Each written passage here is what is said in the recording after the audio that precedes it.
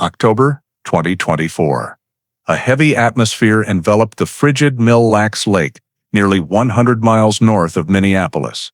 The survey lights from the environmental team swept across the thick mud along the shore, illuminating something no one expected to find here.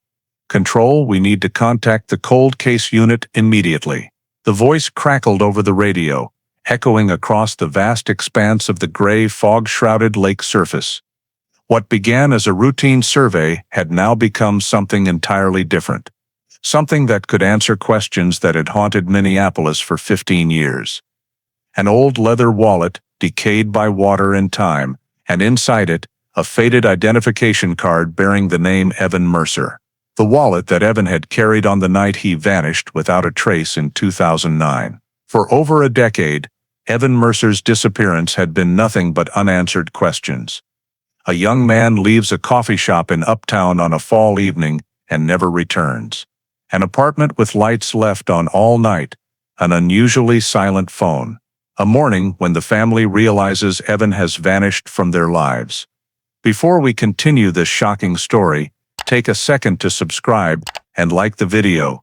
Your support helps bring these forgotten stories back into the light and ensures you don't miss the next cases. The discovery at Mille Lacs Lake was not just a belated clue. It was the first domino in a chain of events that would expose secrets buried for years in what seemed like a peaceful Minnesota community. Because when authorities finally identified a suspect and made an arrest in 2024, it wasn't a stranger or an unfamiliar name. It was someone the initial investigation had already contacted, someone who had lived a normal life for 15 years while carrying a terrifying secret.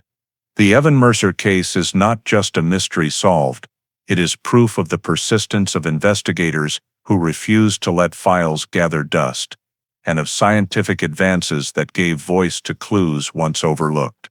It is also the story of a community fractured by suspicion and silence. When Evan disappeared in 2009, questions spread like cracks beneath the surface of everyday life. Those cracks would widen when the truth was finally revealed after 15 years. What makes this case particularly haunting is that the answer was always very close. And tonight, we will go back to October 2009, tracing every step of a disappearance that seemed traceless, to witness the moment when justice, long delayed, could no longer be evaded. Late October 2009, the air in Minneapolis had turned to the biting cold typical of the Midwest. Thin veils of fog weaving through the old brick buildings in Uptown, creating a hazy layer over the rain-slicked streets. Evan Mercer stepped out of a small coffee shop on the corner of Lagoon Avenue after a personal meeting that ran longer than planned, the pale yellow light from inside casting behind him as the door closed. A passerby witness noted the moment Evan glanced briefly at his phone, looked around, then headed toward the parking lot next to the building. He was tall and slightly slim, walking without hurry, without staggering or any sign of unusual mood. Evan's car was parked in the second row, right under the canopy of a maple tree nearly stripped of leaves. He unlocked the door, got in, turned on the interior light, then closed the door. That was the last time anyone saw him. From this parking lot, the route out of Uptown was straightforward, straight along Hennepin Avenue, then turning onto one of the major roads heading south in the city. No one along that route reported anything unusual that night. No strange noises, no collisions, no one noted Evan's car veering off or stopping abruptly. Everything unfolded like a normal evening in Minneapolis, where the streets grew quieter as the clock approached 10 p.m. That night, Evan did not return to the apartment he shared with a roommate in the Lake Street area. The roommate initially thought Evan might be at a friend's house or stopped by the office, something that occasionally happened with sudden work. But after midnight, when calls and texts went unanswered, worry began to creep into the apartment's silences. By early morning, further attempts to reach him failed. Evan's friends in Minneapolis and his family in Duluth all said they had heard nothing from him since the previous evening.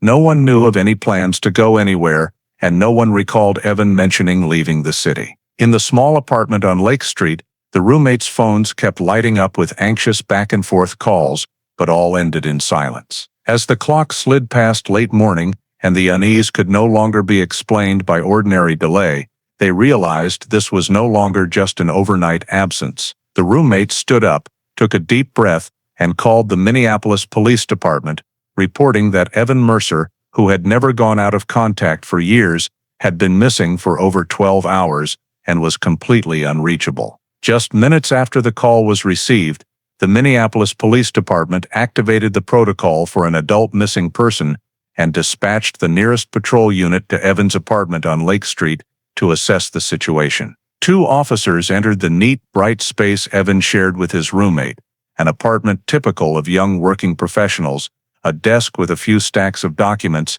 clothes hung neatly, no signs of disturbance or haste before leaving.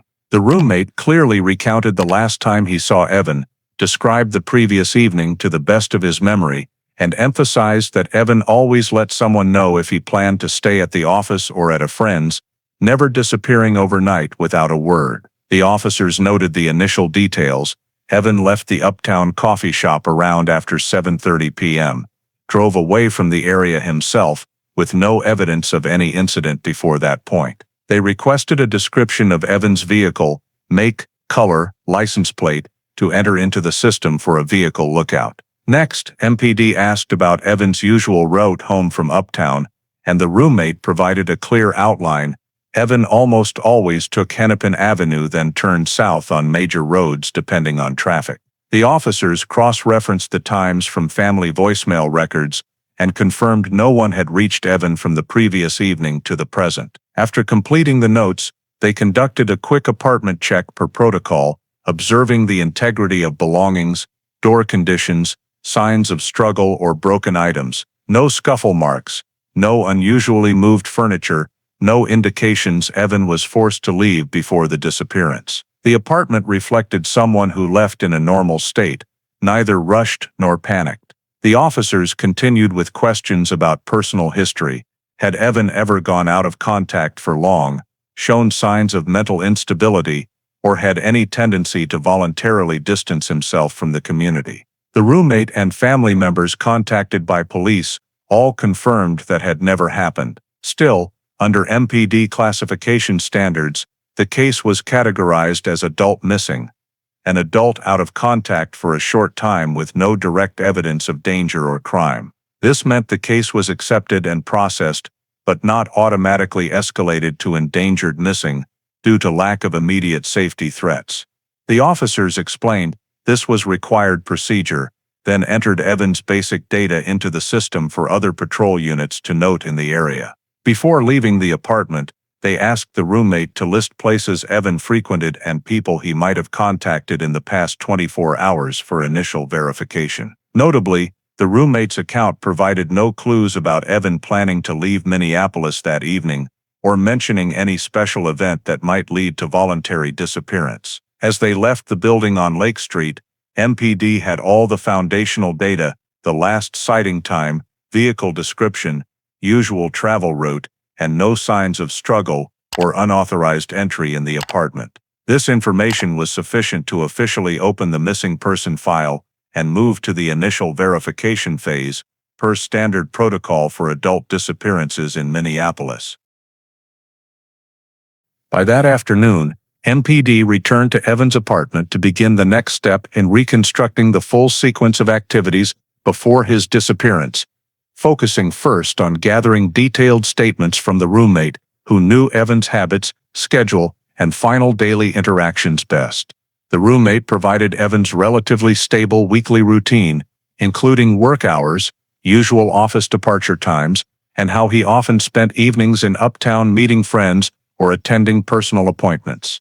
From this, MPD pinned down 3 key points: the time Evan left the office that afternoon, his presence at the coffee shop before vanishing, and the typical travel time from Uptown back to Lake Street on normal days.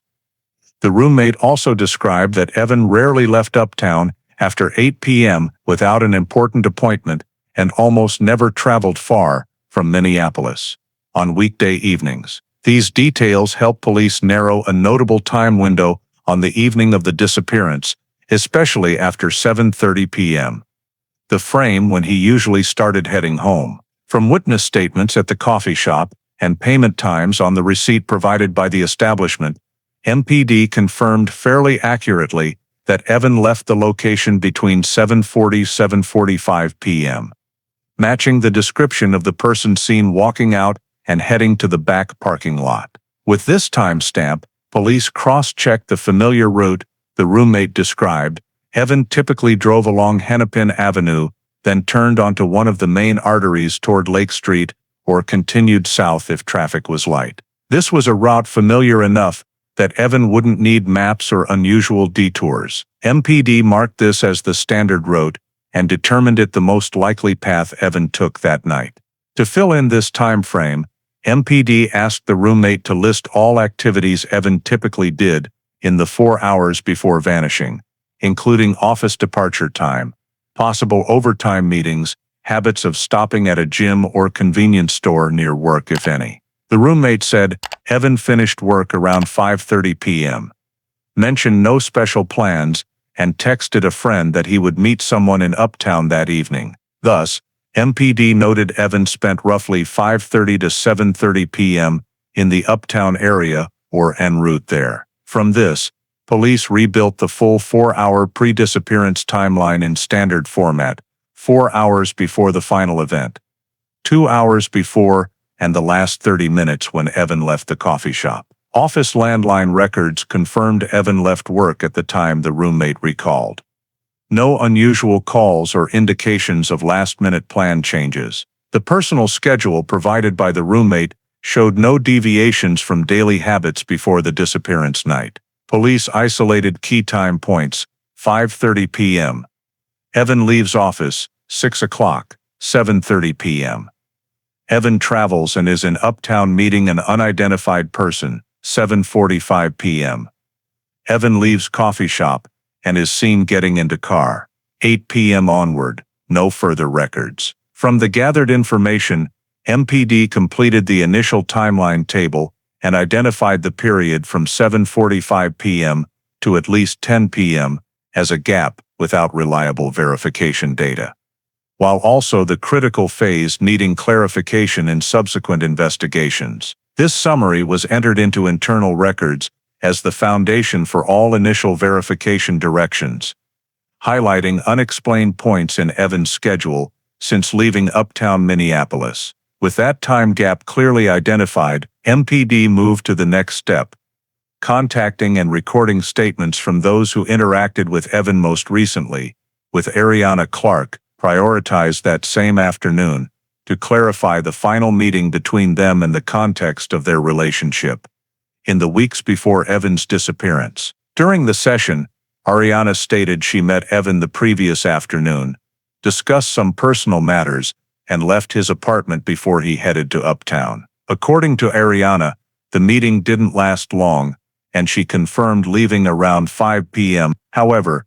when MPD cross-referenced this time with information from the roommate and the timeline of Evan leaving the office at 5:30 p.m., the first inconsistency emerged. If Evan left work later than Ariana claimed, the meeting couldn't have occurred in the sequence she described. Police asked additional questions to clarify the exact time Ariana left the apartment, but she continued to insist on this frame without providing any supporting factors. MPD pressed for a clearer description of the situation before she left and asked if any arguments, disagreements, or notable actions occurred. Ariana completely denied it, saying the conversation was normal, with no signs of discord. However, this statement did not align with the roommate's recorded information about Evan's personal appointment in Uptown, nor with his usual behavior. He didn't typically schedule two meetings so close together. Continuing the cross-check, MPD asked if Ariana knew what Evan planned after leaving the apartment, but she said he only mentioned a private meeting without details. This partially matched the text Evan sent friends about an Uptown appointment, but contradicted the timeline Ariana claimed for her departure. When asked if she contacted Evan after 5 p.m., Ariana said no further texts, while the roommate knew Evan actively reached out to another acquaintance between 6 o'clock 7 p.m. to confirm evening plans. MPD noted this as the second inconsistency in Ariana's statement, but without specific evidence to treat it as criminally suspicious. The officer recorded that Ariana could not provide details supporting her timeline, and some points she described did not fit the confirmed times from others. However, since an adult disappearance is not automatically considered the result of criminal acts, and with no physical evidence or witnesses directly implicating Ariana, MPD could not implement coercive measures or deeper interrogation. The statement session ended with police retaining all details, classifying inconsistencies as points to monitor, but temporarily not escalating the case to priority investigation. Ariana left MPD headquarters without detention, and the statement file was added to the initial timeline as information needing verification in subsequent steps. Immediately after completing the initial statement recording from Ariana Clark and solidifying the timelines related to the evening Evan disappeared, the MPD moved to the next step in the missing person protocol, deploying a search along the route Evan most likely took when leaving Uptown that night. Since information gathered from his roommate and witnesses at the coffee shop indicated that Evan left the Uptown area between 7:40–7:45 p.m., the search team focused primarily on the Hennepin Avenue axis, the direct connection between Uptown and the southern part of the city, which was the route Evan typically used when heading home. The MPD started from the parking lot behind the coffee shop itself, where Evan was last seen, thoroughly checking the entire area, including entrances and exits, side streets, and nearby parking lots. Since the search began the following morning,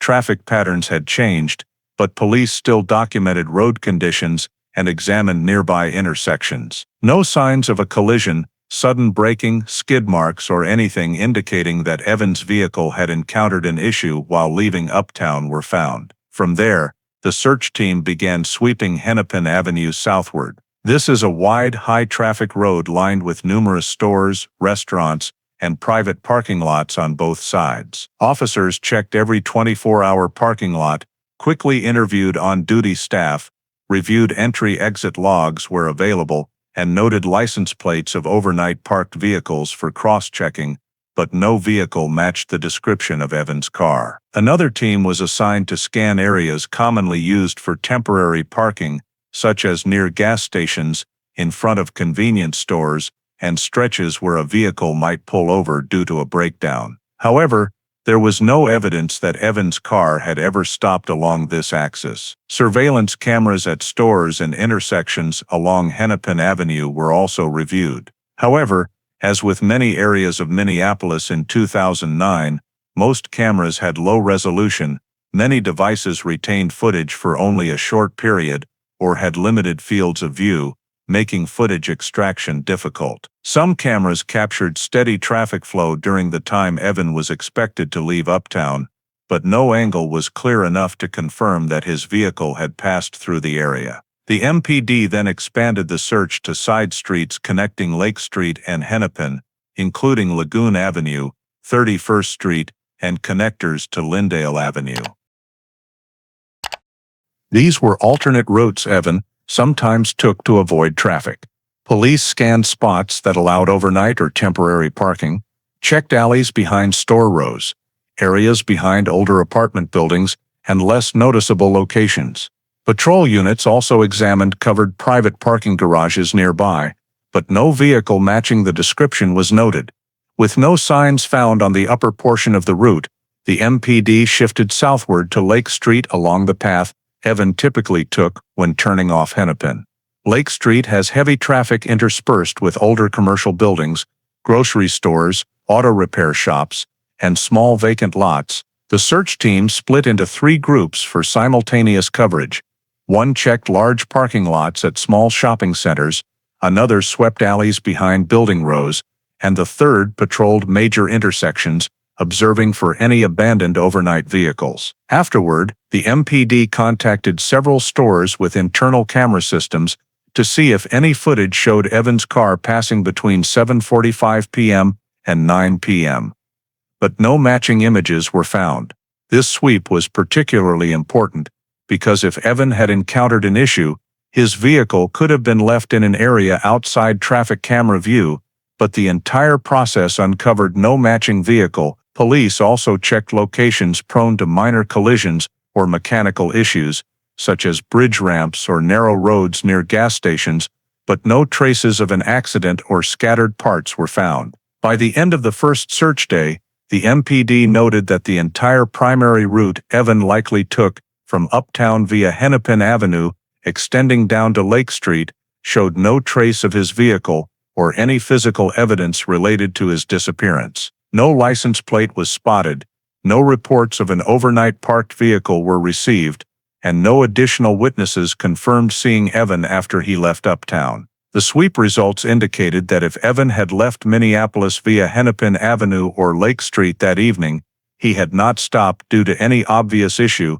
and his vehicle had not remained on any segment of the checked route chain. When the entire familiar travel route from Uptown to the Lake Street area yielded no traces or evidence of Evan's presence, the MPD closed the route verification direction and moved to the next investigative step, checking locations Evan habitually visited in the weeks before his disappearance. The goal of this step was to rule out the possibility that Evan deliberately turned into one of his regular spots if he changed plans or met someone unknown to police. Based on information from his roommate and several acquaintances, the MPD identified 3 groups of locations, parks around Uptown and Lake Street, that Evan often visited for walks or runs, several supermarkets and convenience stores where he regularly bought personal items, and a fitness center near his home where Evan occasionally worked out in the evenings. First, the MPD checked parks in the area,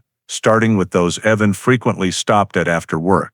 The area around Lake of the Isles was swept that first afternoon. Walking paths, parking areas, lake shores and benches along trails were all manually inspected. Police noted that due to late October weather, evening park usage was significantly reduced, making the chance of witnesses to unusual activity very low. The search team expanded to the northern part of Lake Calhoun, checking lakeside areas and nearby small parking lots, but still found no indication that Evan had visited on the night he disappeared. Next, police examined supermarkets and convenience stores Evan frequented, focusing on those along Lake Street and Hennepin, where he might stop for purchases before heading home. Many stores retained camera footage for only a short time or lacked internal systems, forcing the MPD to rely primarily on evening shift staff interviews. Most interviewed employees did not recall seeing Evan or noting any vehicle matching the description between 7:45 p.m. and 10 p.m. Some stores with operating cameras captured customer traffic, but produced blurry images that showed no sign of Evan's presence. Police also checked areas adjacent to the stores, including parking lots and narrow rear exits, but found no traces such as dropped items, footprints, or abandoned vehicles. After the supermarket group, the MPD moved to the fitness center Evan occasionally used. There, the membership card entry log showed no activity from Evan on the day of his disappearance or in the hours prior. Police inspected the center's parking lot, observing spots for temporary parking, but no vehicle matched Evan's car description. This check also yielded no information from staff or other exercisers from the previous evening. Search teams continued sweeping nearby areas, including low-rise housing rows and quiet residential streets. Police verified with several residents near parks and stores whether they had heard or seen anything unusual the previous evening, but all reported nothing noteworthy. By the end of the check day, the MPD compiled all data from Evan's habitual locations. Parks showed no traces. Supermarkets and stores had no footage or witnesses confirming his presence, and the fitness center had no recorded activity. The absence of any evidence or signs that Evan had visited these familiar spots forced the MPD to rule out the possibility that he stopped habitually or voluntarily adjusted his schedule for routine reasons. These results reinforced the assessment that on the evening of his disappearance, Evan did not visit his usual spots and most likely left the familiar area sooner than expected, in a direction outside his daily routine pattern. This was a critical verification step that allowed the MPD to conclude that if Evan changed his route, the change did not stem from habit or familiar personal choice, while reducing the likelihood of disappearance due to random accident or causes tied to everyday life. With all checked points yielding negative results, the MPD had to expand the assumed range of Evan's movement in the time after leaving Uptown,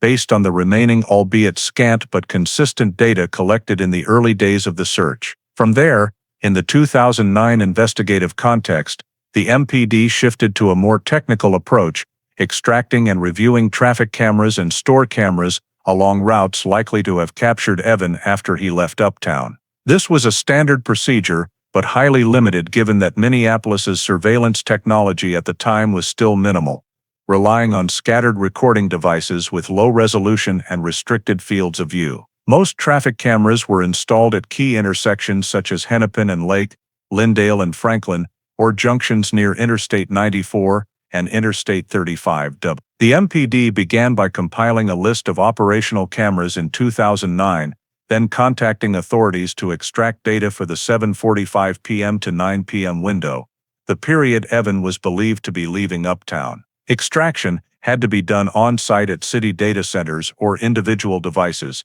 as some cameras from that era did not support remote data transfer. On the first workday, the MPD obtained some footage from the Hennepin and 31st Street intersection, where traffic was still light around 8 p.m. However, image quality was blurry and low resolution, making vehicle identification nearly impossible. Silver or gray cars appearing in frames were obscured by lights and reflections, preventing the MPD from determining plates or any clear identifying features to match Evan's vehicle description. The investigation team continued expanding to traffic cameras at Hennepin and Franklin, a key connection if Evan drove south from Uptown. Camera data from the same time frame faced similar issues. Angles pointed down lanes, but lacked clarity to distinguish individual vehicles, even when enlarged or brightened, using basic software of the era. No footage showed a vehicle likely to be Evans leaving the area, or if it did, quality was too poor to confirm. Simultaneously,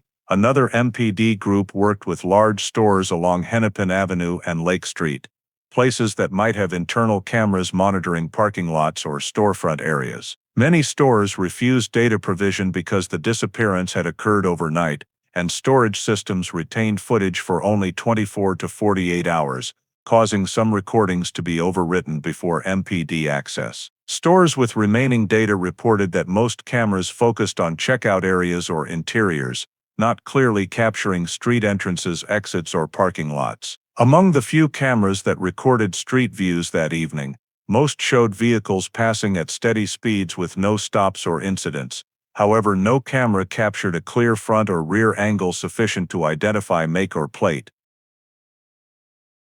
One recording at a convenience store near Lake and Bryant captured a silver sedan passing around 8:20 p.m., but strong light reflections and the vehicle's brief appearance made it impossible for police to verify if it was Evan's car.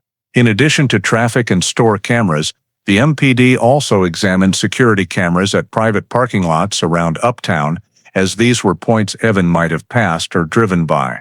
However, many lots had dummy cameras or non-continuous recording. Some lacked storage systems for data extraction. Even operational cameras provided no valuable images due to excessive distance, angles not facing the street, or focusing only on internal areas without scanning passing roadway segments. Although the MPD expanded checks to late-night businesses along Lake Street, including restaurants, car washes, and a small gas station, results were similar.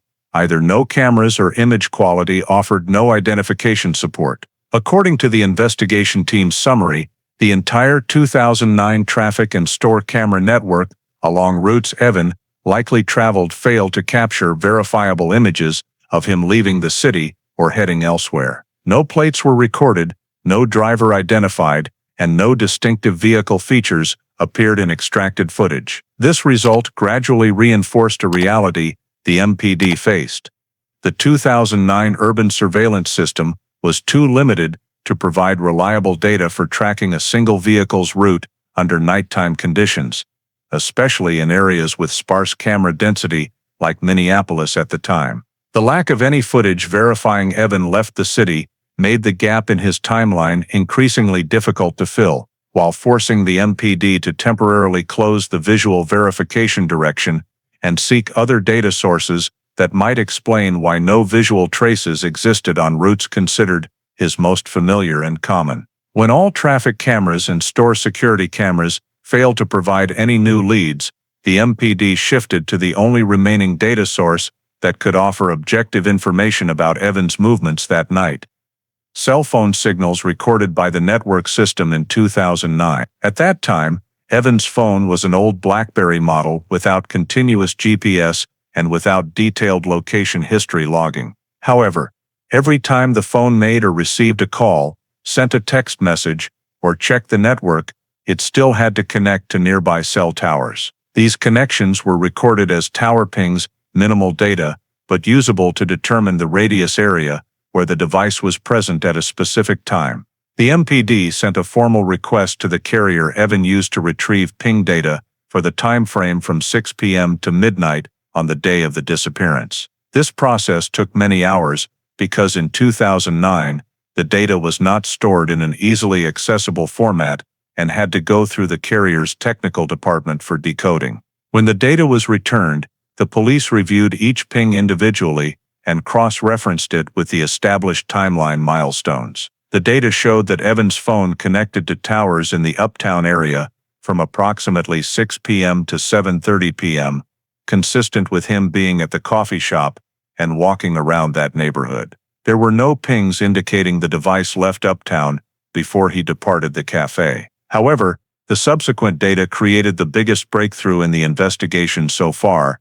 Evan's final ping that evening was not in Uptown, not on Lake Street, and not in the Lake Street, Hennepin area, as the MPD had expected based on his usual route. Instead, the last ping was recorded in the Bloomington area, near the intersection of I-494 and Portland Avenue, more than 10 miles south of his starting point, and completely off course from the direction home.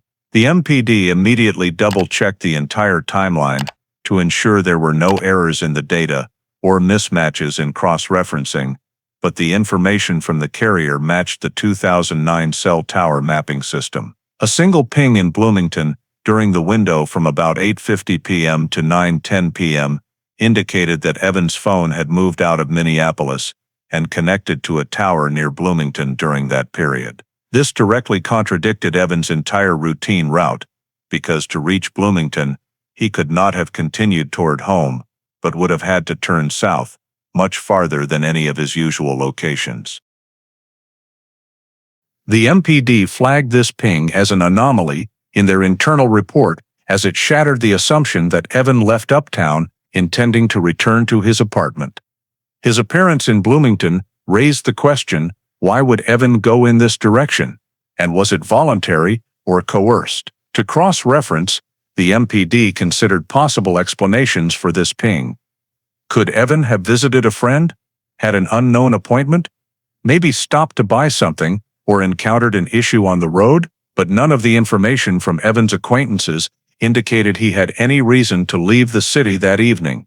No one knew of any plans for Evan to head south. There were no outgoing calls during that time frame, and no messages indicating he had changed plans. This made the final ping the first evidence confirming that Evan had left Minneapolis on the night of his disappearance. The MPD continued analyzing the ping's accuracy.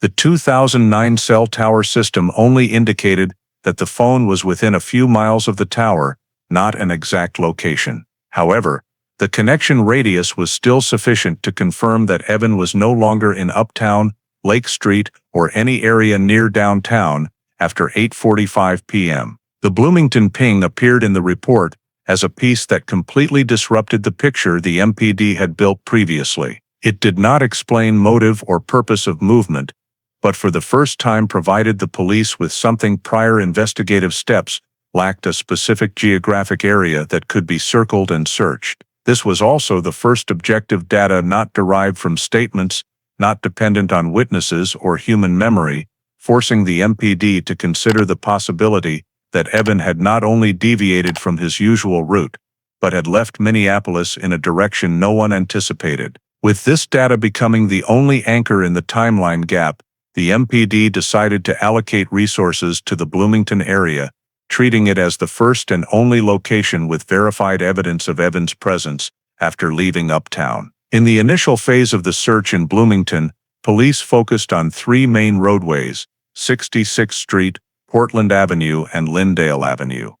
The routes that vehicles traveling south from Minneapolis would likely take or have to cross when heading to the suburbs. These were all wide roads with many obscured sections, interspersed residential areas, and small shops, and particularly scattered open lots or small parks, making the search both urgent and complex. The MPD started with 66th Street, which was closest to the location of the tower that recorded the final ping. The search team checked the roadway, shoulders, small parking lots along both sides, and quickly questioned any stores still open on the night of the disappearance about whether they noticed any unusual activity. However, in reality, 9 p.m. near the end of October in Bloomington was not a time when stores were busy.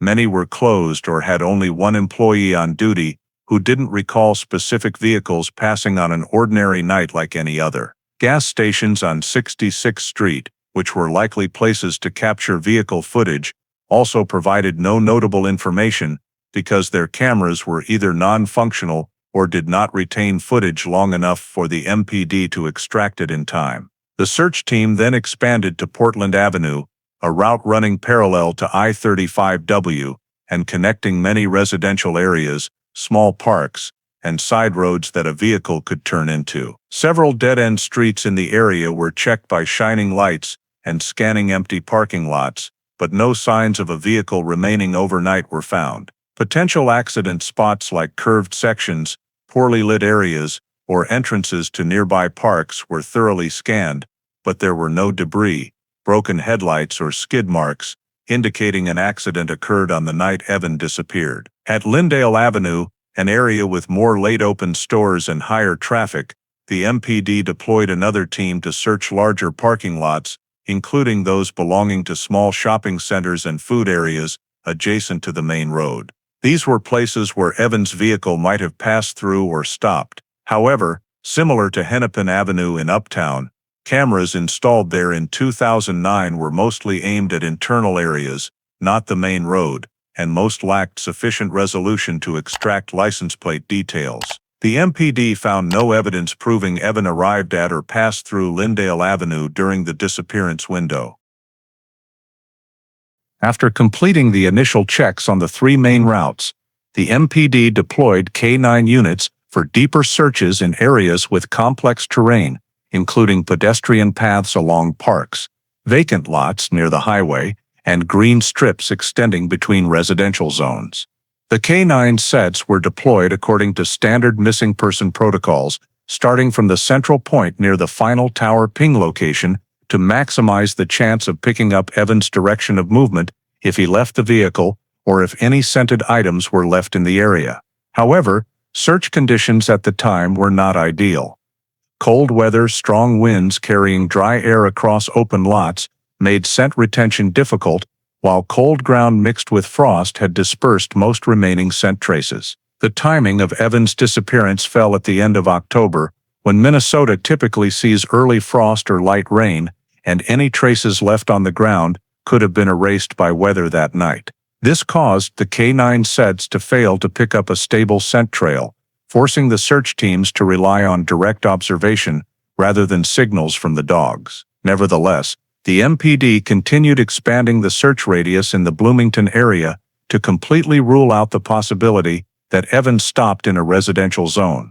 They covered short road segments one by one, checking every small parking lot behind eateries, warehouses, or old office buildings. Patrol units searched hidden spots like behind large dumpsters, under overpasses, and along drainage ditches, but all yielded no signs related to Evan or his vehicle. Police also checked bus stops and entrances to small industrial areas adjacent to the highway to rule out the possibility that Evan left his car or was abandoned near those points. No personal items, no vehicle debris, no unusual footprints.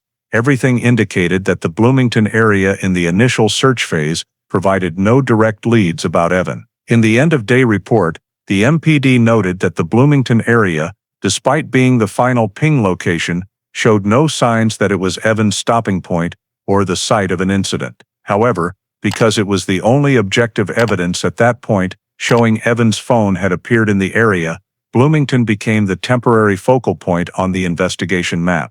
Although no clear results were obtained, the MPD determined that the direction toward Bloomington was the only one supported by data, and thus the only direction at that time where the search could continue to expand. After the initial search process in Bloomington yielded no signs or physical evidence to narrow the investigation, the MPD returned to one of the only sources capable of supplementing or contradicting the objective data, the statements of Ariana Clark. Because Evan's cell phone signal recorded the final ping in Bloomington between 8:50 p.m. and 9:10 p.m., police needed to determine whether Ariana's initial statement could explain Evan's presence in that area. Therefore, they contacted Ariana a second time, requesting she supplement and clarify the time frame of her interactions with Evan that afternoon and evening he vanished. In the second session at the MPD, Ariana appeared cooperative, but the story she provided was inconsistent with her initial statement.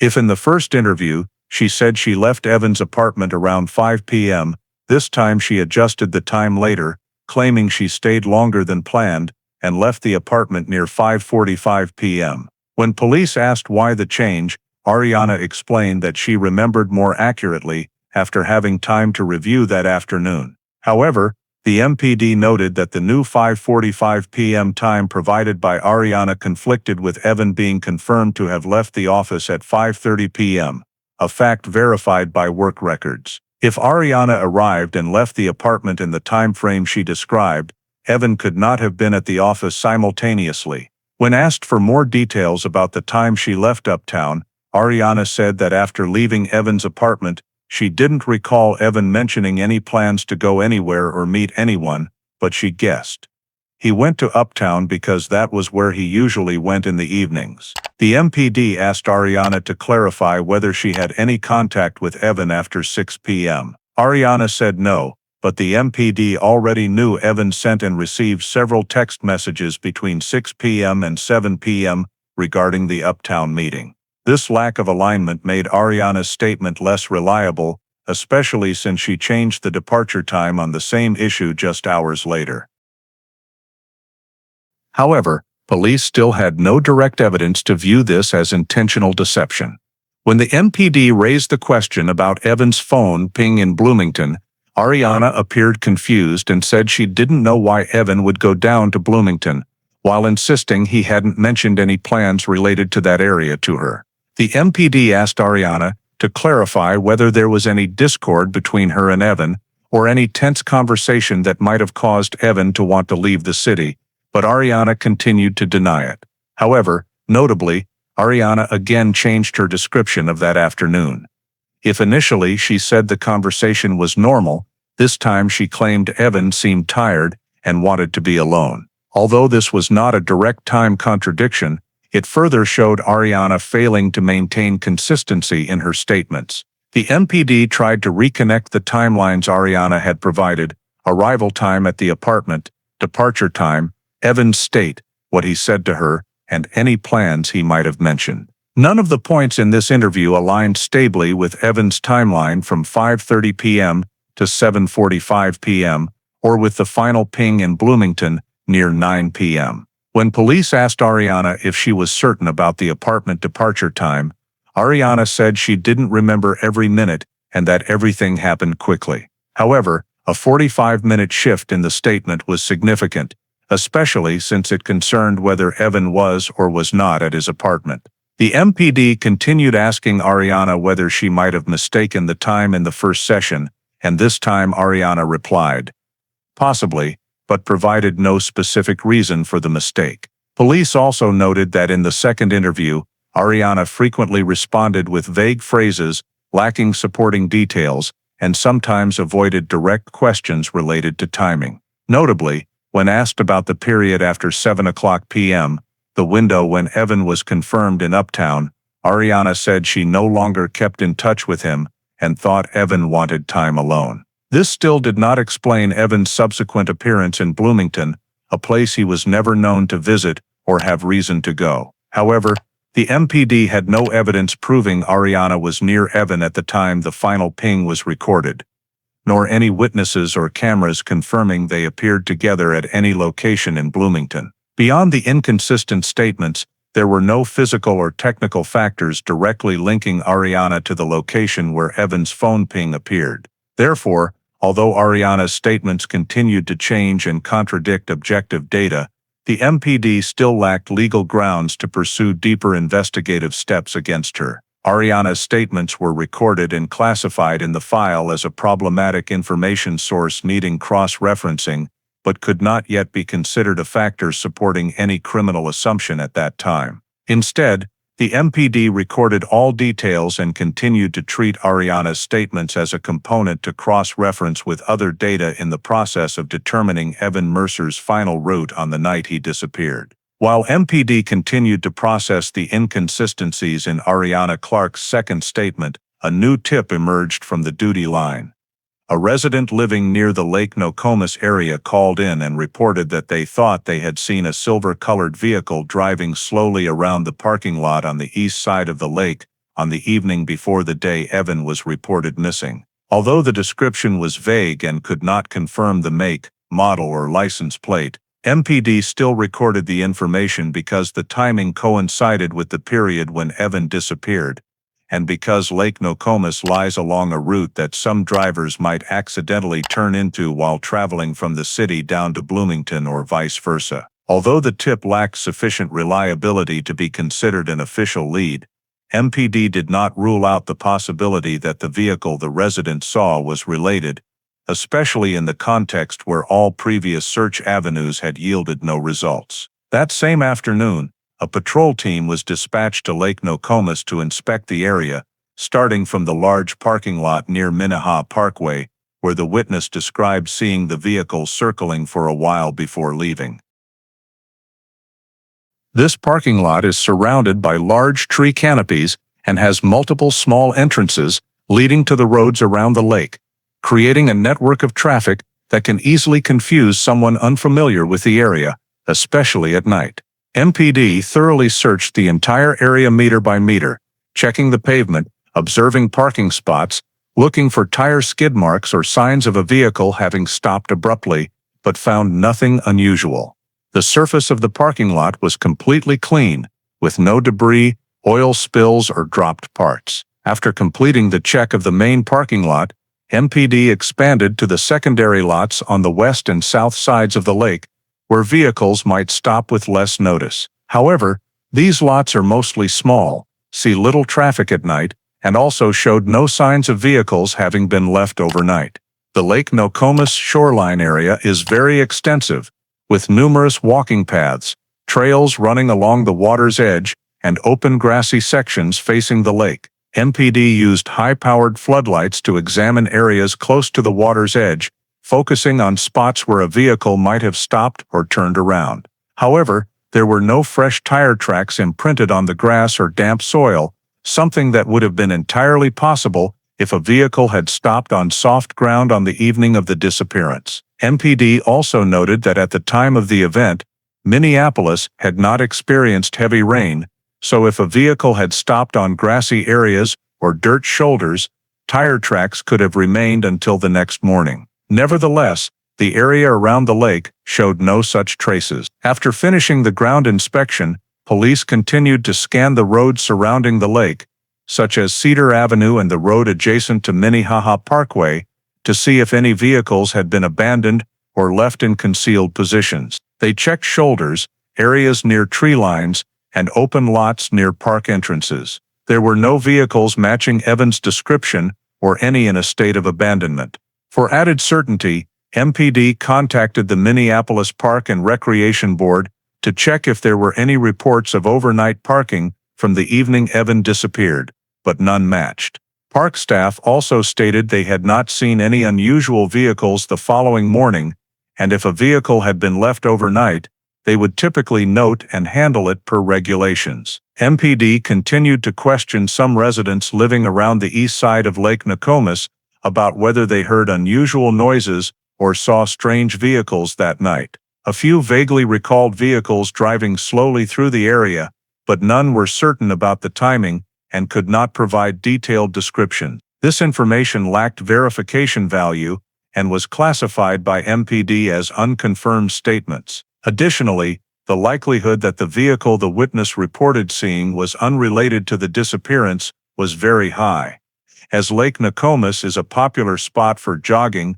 walking, or brief parking in the evening. Therefore, police could not treat it as verified evidence, but only as a point to mark for comparison with other data if new traces emerged later. The search team also surveyed access points to the water, checking shoreline sections where a vehicle could stop without drawing attention. However, the lake's terrain is not conducive to vehicles approaching close to the water without intent, as most of the shoreline has grass strips or rocks separating it from the road. No locations showed signs of dragging or unusual stopping. When compiling the report, MPD concluded that nothing at Lake Nokomis supported the hypothesis that Evan or his vehicle had ever been there. The witness call was classified as a report of undetermined investigative value, and the entire area was marked as fully checked.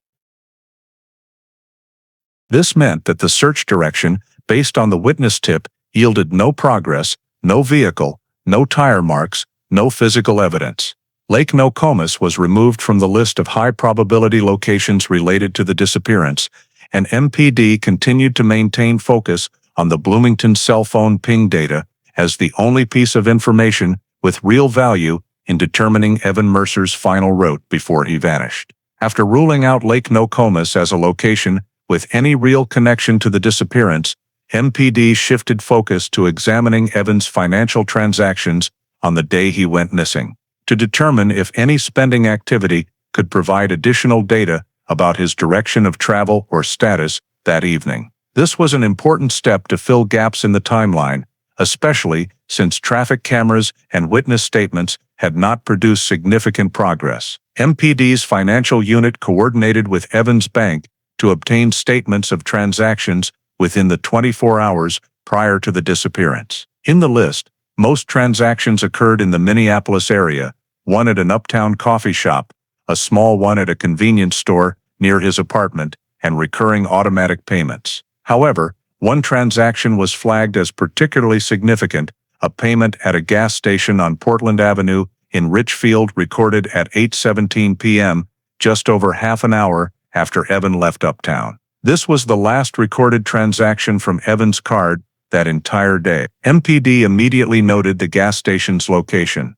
It is near the northern edge of Richfield, about 6 miles from Uptown, and only around 2 miles straight line from Bloomington, where the cell ping was recorded. Police visited the gas station to verify the exact transaction time, checked the POS system, and questioned staff about the previous evening. The evening shift employee acknowledged steady customer traffic and did not recall any specific vehicle. MPD requested security camera footage, but the system consisted of only one camera mounted on the canopy, facing the pump area, with a wide angle and low resolution. When reviewing the footage, matching the transaction time frame, MPD spotted a light-colored vehicle stopped at one of the pumps during the corresponding time. However, the image was blurry, and direct canopy lighting, reflecting off the vehicle body, made it impossible for police to identify the make, model, or license plate. Additionally, the camera did not clearly capture the driver's seat area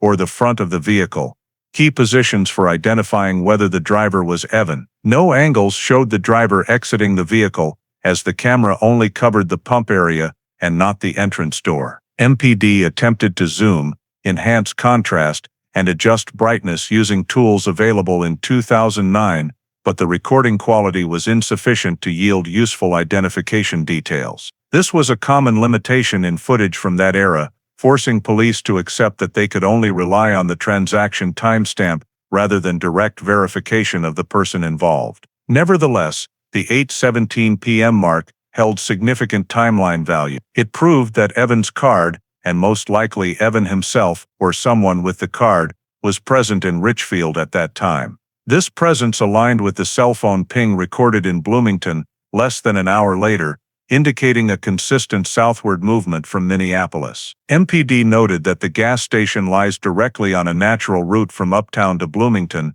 if the driver took Portland Avenue or a segment of I-35W. This strengthened the likelihood that Evan drove away from Uptown and continued toward Richfield before his phone connected to the Bloomington Tower afterward. Although the evidence did not directly confirm Evan as the person making the transaction, MPD treated it as a critical timestamp to anchor his movement after 7:45 p.m. From this data, police established that Evan traveled through the Richfield area between approximately 8 p.m. and 8:20 p.m., thereby reducing hypotheses that he might have encountered trouble in Uptown or along Lake Street earlier. Beyond the card transaction, MPD also checked the payment system for any cash withdrawals or other unusual transactions that day. There were none matching behaviors suggesting leaving the city or planning a long trip. This indicated that the gas station payment was most likely just a brief stop before continuing travel, not an intentional action signaling anything unusual. The absence of further financial activity also helped reinforce the assessment that Evan had no plans to leave Minneapolis for an extended period and was not preparing for any trip. With the transaction verification complete, MPD marked the Richfield gas station as Evan's last known point that evening based on financial data. This mark was added to the timeline with higher reliability than camera footage or witness statements and became a key anchor point, helping MPD establish the sequence of events between Uptown, Richfield, and Bloomington. Confirming this transaction also increased weight for the hypothesis that Evan traveled southward before completely losing phone signal, strengthening the ongoing investigation direction based on objective data rather than unverified tips. Immediately after fixing Evan's final transaction mark at the Richfield gas station, MPD proceeded to the next step in narrowing the search area, expanding the sweep southward into Bloomington along County Road 10, one of the routes Evan or his vehicle might have passed through if continuing away from the urban area. The choice of County Road 10 did not stem from any specific lead, but was primarily based on logical travel patterns given the terrain, low population density, and the possibility that a disoriented or unfamiliar driver might accidentally enter less marked roads late at night. Additionally, internal MPD reports indicated that the southern Bloomington area had previously seen cases of vehicles abandoned in empty lots or wooded roads, making it a priority area for early searches. The investigation team was divided into 3 groups, each covering a 3 to 5 mile range along County Road 10 and its side branches leading to sparsely populated areas. The initial phase focused on the main roadway, where police checked for obvious signs such as unusually parked vehicles, skid marks, plastic or glass debris from a vehicle, or any indication of a sudden stop. However, County Road 10 runs through quiet stretches dotted with trees and open lots interspersed with isolated homes, making the search difficult due to lack of natural light and traces on the road easily obscured by thick fallen leaves in late October. With no signs found on the main route, MPD expanded into side roads. Narrow roads leading into light woods or lots behind the main routes were scanned with high-powered lights, piercing dark areas for any reflective objects or debris potentially from a vehicle. Some soft dirt sections were examined for unusual tire tracks, but since the area still saw local traffic from small trucks or off-road vehicles, distinguishing specific traces was nearly impossible. MPD tried to note areas with fresh tracks, but there were too many, and none could be linked to Evan without supporting evidence. The second group was tasked with checking large open lots scattered along County Road 10. Some lots were privately owned, others abandoned and unused. MPD obtained owner permission or used emergency inspection authority where areas were unfenced. They searched in spiraling patterns from the edges inward, looking for signs of vehicles turning around, getting stuck or parking, but all surfaces only showed traces from recent vehicles, with no indication of stops from the evening Evan disappeared. The third team handled the light wooded strips running along County Road 10. They pushed 30 to 100 meters into each band of trees, focusing on points where a vehicle might have veered off the shoulder or pulled in intentionally to avoid notice. However, the terrain was fairly open, with few areas wide or flat enough for a vehicle to enter deeply without leaving clear tracks. Marks on the ground were all old, undatable, and unaccompanied by any evidence to bolster investigative value. Throughout the search, MPD also coordinated with residents along the route for additional information. They knocked on doors of homes near trails or accident-prone sections, asking if on the evening Evan disappeared they heard unusual noises, sudden braking, crashes, or saw vehicle lights shining deep into wooded areas. Most residents reported hearing nothing out of the ordinary. A few noted seeing vehicles on County Road 10 that evening, but this was normal, as the route still had light traffic at night, especially small local trucks. No statements were specific enough to qualify as valuable leads. By the end of the first search day, MPD expanded the radius further and scanned areas with flooded terrain or deep ditches, places where a vehicle might have fallen or stopped out of sight. They lit up water channels, checked road edges where soil was eroded deeply, but found no fresh soil collapse, no skid tracks, and no debris indicating vehicle presence. The team also used probing tools on deep ditches, but detected no metal objects or structures suggesting a car. When aggregating results from all three teams, MPD concluded that the entire County Road 10 area within a 3-5-mile radius provided no traces related to Evan Mercer's disappearance.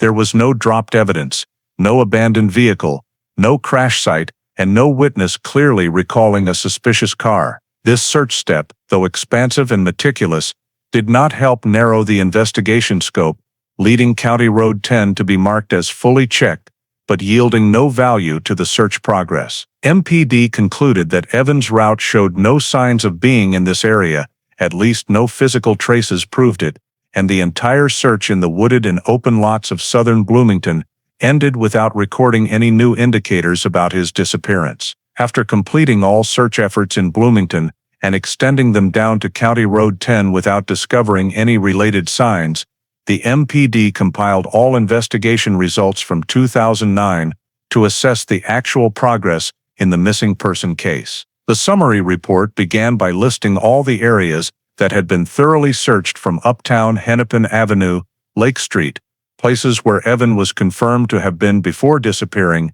to Richfield with the final card transaction, then Bloomington with the phone ping, and finally the wooded strips and open lots along County Road 10. Each area was marked checked, nothing found, clearly reflecting the complete absence of physical evidence throughout the entire search process. No personal belongings of Evan were recovered, no debris or signs of impact, no abandoned vehicle, and no ground traces indicating a vehicle had veered off its normal route. In addition to the lack of physical evidence, the MPD also compiled all collected witness statements. All verified witnesses provided only general descriptions. Evan left the Uptown coffee shop in a normal state. One resident uncertainly thought they saw a silver car near Lake Nokomis, but without sufficient basis to consider it related. Some Bloomington residents recalled vehicles traveling on County Road 10, but no one could describe the license plate, make, or exact time. There was no direct witness who saw Evan leave Minneapolis, stop along the southern route, or appear at any location after 7:45 p.m. The MPD also noted that surveillance camera systems yielded no traces. There were no images of a matching vehicle, no cameras clearly capturing a license plate or identifying the driver, and no visual evidence showing Evan had deviated from his usual route or moved into a specific area. Regarding the vehicle, Evan's car had never been seen since he left Uptown. All public parking lots, private lots, residential areas, side roads, and park areas were thoroughly checked, but no matching vehicle was found. This was one of the factors that severely stalled the investigation. As in most adult missing person cases, locating the vehicle often helps narrow the scope and direction of the inquiry. The simultaneous disappearance of both Evan and his car left the MPD unable to determine the endpoint of his travel route, significantly increasing the ambiguity in assessing the situation. In the foul play risk assessment section, The MPD had no basis to conclude that Evan had been harmed. There were no signs of struggle at his home, no distress calls, no unusual messages, no physical evidence, and no indications that Evan had been threatened. The statement from Ariana Clark, despite timeline inconsistencies, provided no elements directly pointing to violence or coercion involving Evan. On the other hand, no witnesses or cameras recorded arguments, conflicts, or unusual actions between Evan and anyone prior to his disappearance. Evan's card use at the Richfield gas station was considered normal activity, without characteristics of urgency or abnormality. In summary, the MPD's internal report concluded that Evan Mercer's 2009 disappearance had reached a complete deadlock. No physical evidence to follow, no direct witnesses to confirm actions or direction of travel, no vehicle to pinpoint a search area, and no signs of foul play to trigger an in-depth criminal investigation process. Evan Mercer's file was maintained in open but inactive status, meaning it remained open but no longer had active personnel monitoring it. In the following 2 years, the MPD continued to receive sporadic tips from the public, but none were credible or detailed enough to resume investigative activities. Many tips were simply cases of mistaken vehicle identification or misrecognizing a man with a similar build to Evan in public areas. All were quickly ruled out after verification. Efforts to monitor financial signals, bank card usage reports, phone activity history, and information related to Evan's identification documents also showed absolutely no activity in the 2 years following his disappearance. There were no signs that Evan had left the state,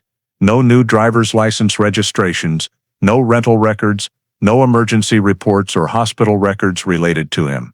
This led the MPD to affirm that if Evan was still within the civil system, he had no recorded interactions whatsoever since October 2009. By early 2012, in accordance with procedures for prolonged missing person cases with no progress, Evan's file underwent a final review by the MPD's missing persons team before a transfer decision was made. The assessment noted that all potential investigative avenues had been pursued, checking main routes, analyzing financial transactions, reviewing tower ping data, interviewing closest acquaintances, expanding searches to suburban areas, using K9 units, and surveying rugged terrains. None of these yielded new leads since the investigation began. Therefore, the MPD concluded that the case met the criteria for transfer to the Cold Case Unit of the Minnesota Bureau of Criminal Apprehension, the agency specializing in complex and long-term cases, capable of storing information for many years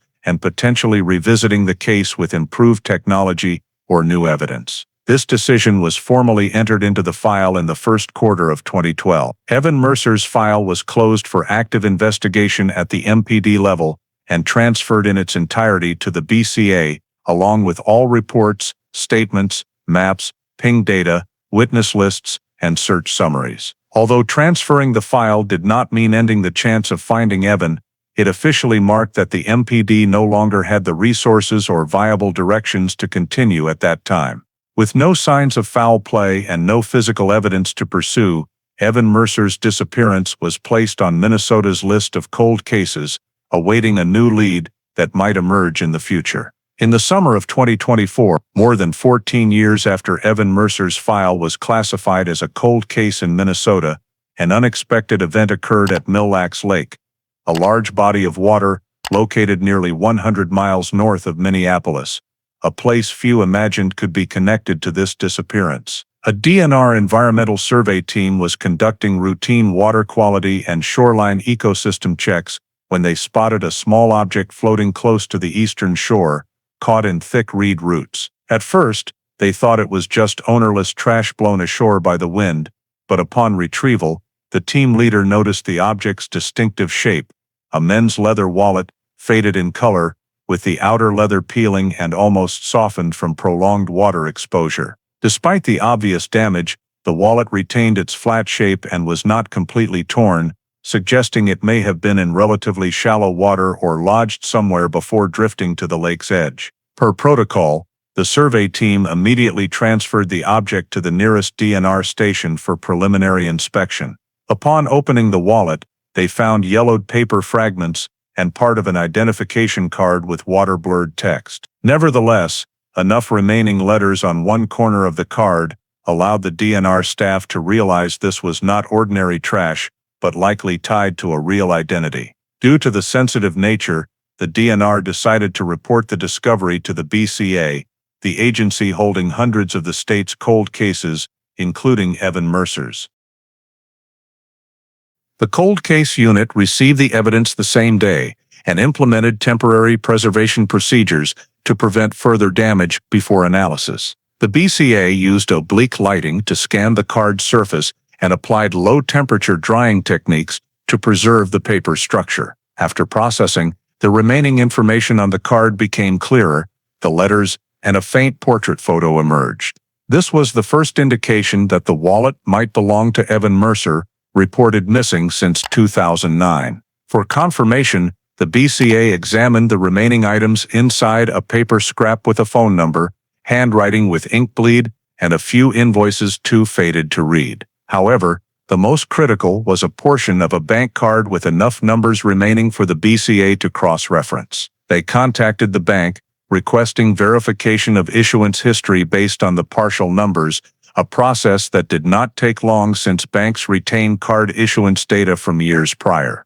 The results came back the same day. The card belonged to Evan Mercer, issued in 2008, not reported lost before 2009, and inactive since his disappearance. Identifying the wallet's owner became the first piece to surface after more than a decade of silence. In internal notes, the BCA recorded that the probability of error is nearly zero due to the unique matching card number. At this point, the biggest question was not whose wallet it was, but why evidence linked to a 2009 Minneapolis missing person appeared at Mille Lacs Lake, a location entirely outside all prior investigative directions. The BCA immediately pulled Evan Mercer's file from cold case storage for re-evaluation, marking this as new evidence potentially warranting case reopening under state legal guidelines. From here, the cold case unit officially reactivated the file. In initial meetings, the investigative team reviewed the entire old timeline to compare with Mille Lacs Lake's location. No data from the 2009 file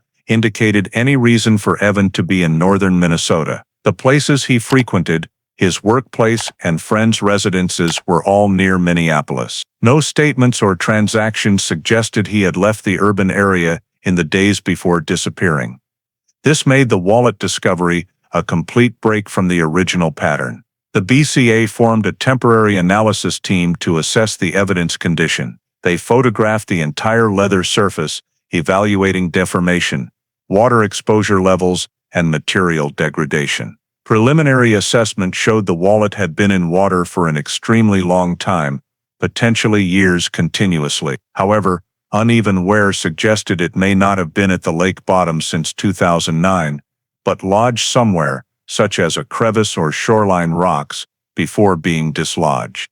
This raised the possibility that Evan or his vehicle had been near Mille Lacs Lake, though how remained unclear. The BCA further checked the serial number on the damaged ID card and confirmed it had never been reported lost before Evan's disappearance. This ruled out the possibility of the wallet being stolen earlier and discarded as trash. In the formal evidence review meeting, the cold case unit leader concluded the wallet was the first physical evidence capable of locating a site in the Evan Mercer disappearance since 2009. As a result, the file was reopened with higher priority, complying with cold case regulations.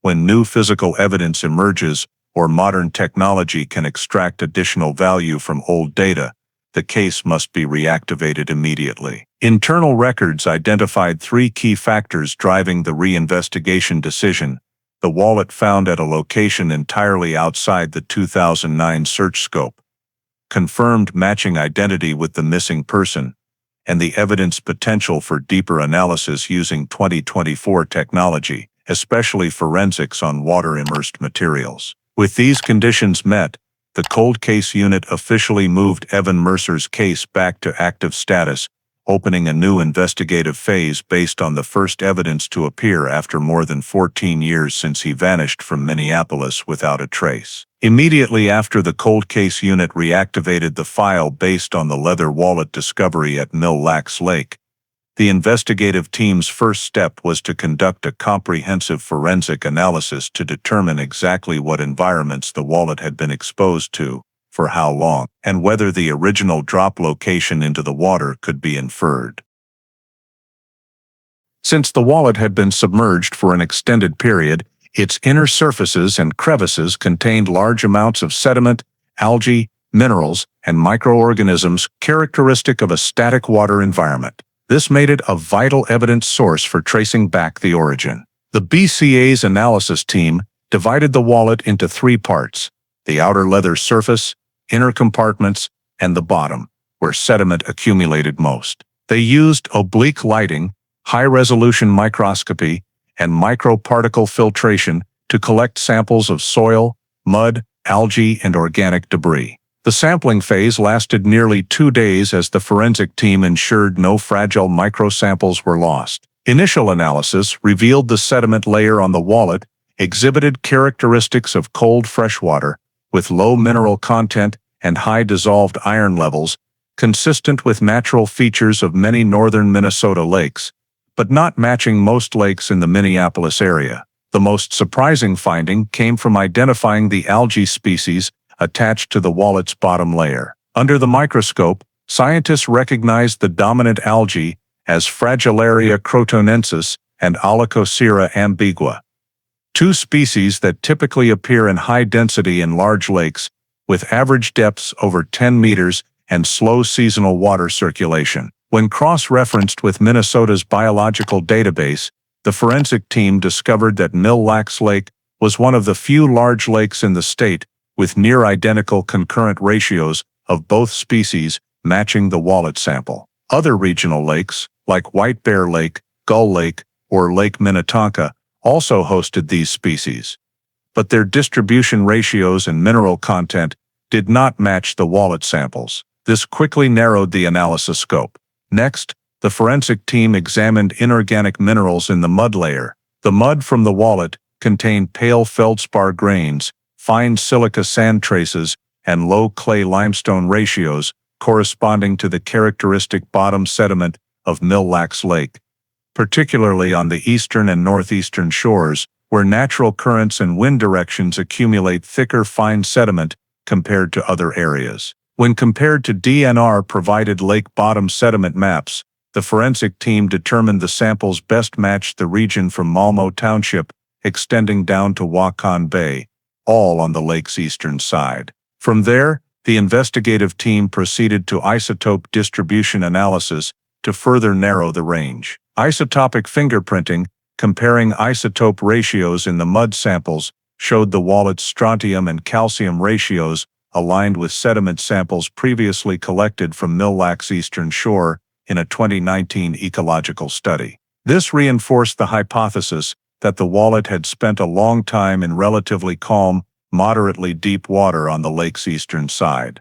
The BCA continued analyzing remaining organic debris in the wallet, decayed plant fibers, pollen grains, and aquatic insect fragments. Some pollen samples found belonged to Populus tremuloides and Acer rubrum species, abundant along Mille Lacs' eastern shore, where transitional forests exist between wetland and lakeside areas. Additionally, aquatic insect samples including Chaeoboridae family larval exuviae in the wallet were significant indicators. This species breeds densely in water depths of 8 to 14 meters, a range matching the eastern Mille Lacs bottom structure in contrast to the shallower western and southern shores. When synthesizing all data, algae, minerals, sediment, isotopes, and pollen, the forensic team concluded that the wallet's original location had the highest probability within 1.5 to 3 miles of Mille Lacs Lake's eastern shore. This was clearly stated in the report,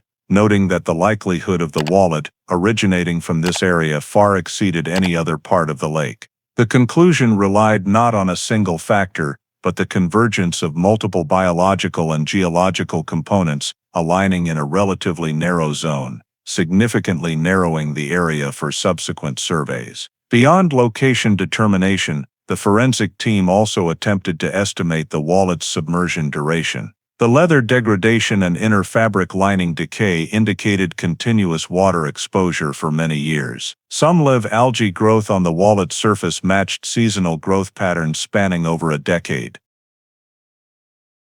Combining this with leather fading, forensics assessed that the wallet most likely had been in water for 10 to 14 years, aligning with the time frame from Evan's 2009 disappearance to its 2024 discovery. This was crucial evidence, proving the item was not discarded near the discovery time, but had been present for a very long time, reinforcing its direct relevance to the disappearance. The forensic team emphasized in the report that the wallet likely moved within the lake via minor currents or was lodged under roots or shoreline rock crevices before drifting to where the survey team found it. This explained its intact form and retained characteristic sediments. When the complete report was submitted to the cold case unit, the lead investigator officially designated Mille Lacs Lake's eastern shore as the new focal area in the Evan Mercer disappearance. This marked the first time since 2009 that the investigation had a specific geographic location, despite being far removed from the original search scope. The discovery opened a new investigative direction, providing grounds for the cold case unit to reassess Evan's possible movements on the night he vanished, while supplying a field area for deeper surveys in subsequent steps. Right after completing the forensic analysis of the wallet and pinpointing the east shore of Mille Lacs Lake as the area most likely directly connected to Evan Mercer's disappearance, the cold case unit shifted to another investigative avenue that was virtually impossible in 2009. Recovering data from the BlackBerry phone Evan had been using before he vanished. In the original 2009 case file, the MPD had requested call and message logs from the carrier, but Evan's actual phone was never found, and the technology at the time did not allow decryption or deep recovery of deleted data from a device's memory without the physical handset. All the police had back then were the limited records retained by the carrier, records that contained only a small portion of activity related to cell tower signals and a few scattered pieces of content with little evidentiary value. However, in 2024, with advances in tools for analyzing legacy encryption systems and retrieving data from peripheral storage servers, the BCA re-examined every possibility of recovering BlackBerry data from storage systems that had previously been inaccessible. This began with a special request sent to the carrier that had provided service to Evan. They reported that although the 2009 system did not retain full message data, some automatic backups had still been recorded on old servers, typically in encrypted form that could not be decrypted using the methods available at the time. Because BlackBerry used a unique security architecture, text data packets were often encrypted in two layers, one at the device level and another during transmission through the servers. 2009 technology could not break that encryption, but 2024 technology allowed reverse cryptographic analysis to extract content if matching key fragments were present. After receiving the raw data from the carrier, including overlooked encrypted packets in the system and incomplete backups, the BCA forwarded it to the Digital Forensics Unit for decryption. The process took nearly 2 weeks because the technical team had to test dozens of different decryption approaches to restore the original data format. Notably, a portion of the recovered data was identified as belonging to messages Evan sent and received in the 48 hours before he went missing, including messages that had been deleted from the carrier's system in 2009 but had left temporary traces in the forwarding buffer of the BEs. After the first 3 days of decryption, a series of fragmented messages emerged, consisting of incomplete sentences due to corrupted or missing data packets. However, the BCA was able to piece together the remaining fragments to reconstruct the content. The first messages showed Evan communicating with multiple people between 4 p.m. and 7 p.m. that day, most related to the Uptown meetup, which aligned with the timeline established in 2009. But the subsequent message thread was what drew particular attention from the cold case unit. Messages between Evan and Ariana Clark. In the 2009 file, Ariana stated that she only met Evan in the afternoon, left before he headed to Uptown, and had no further contact with him that evening. However, the recovered BlackBerry data revealed a series of messages between the two that occurred very close to the time Evan disappeared, and more importantly, directly contradicted Ariana's statement. One recovered message, time-stamped around 6:52 p.m., was a long text from Evan with incomplete content due to missing data, but clearly a stressed response. "We talked about this already. I need space. Stop coming over unannounced." The next message, sent around 7:03 p.m., just 40 minutes before Evan was last seen in Uptown, showed escalating tension. "You scared me earlier. You grabbed my arm too hard. I'm serious." This content was unknown to the MPD in 2009 because the messages were no longer in the carrier's system at the time, and Evan's device was never recovered. As the BCA expanded decryption of the thread, they uncovered another message, sent around 7:12 p.m., right before Evan left the coffee shop, with fragmented but highly suggestive content. "I'm not meeting you again tonight. Stop following me." This directly contradicted both Ariana's initial and second statements, in which she insisted there was no interaction with Evan after 5:45 p.m., and that she was not in Uptown that evening at all. Furthermore, the BCA recovered an unsent draft message from Evan's phone, a sign that sometimes indicates the user was attempting to text but did not complete it. The draft, though incomplete, read, "This is getting out of hand." These data points revealed a clear conflict between Evan and Ariana on the very evening he disappeared, something the 2009 file made no mention of whatsoever. The BCA continued to verify the authenticity of the data by cross-checking timestamps and user identifiers. The results confirmed that the messages were fully valid and matched the subscriber numbers for Evan and Ariana at the time. Another factor was also confirmed: there were no messages between Evan and anyone else from 7:15 p.m.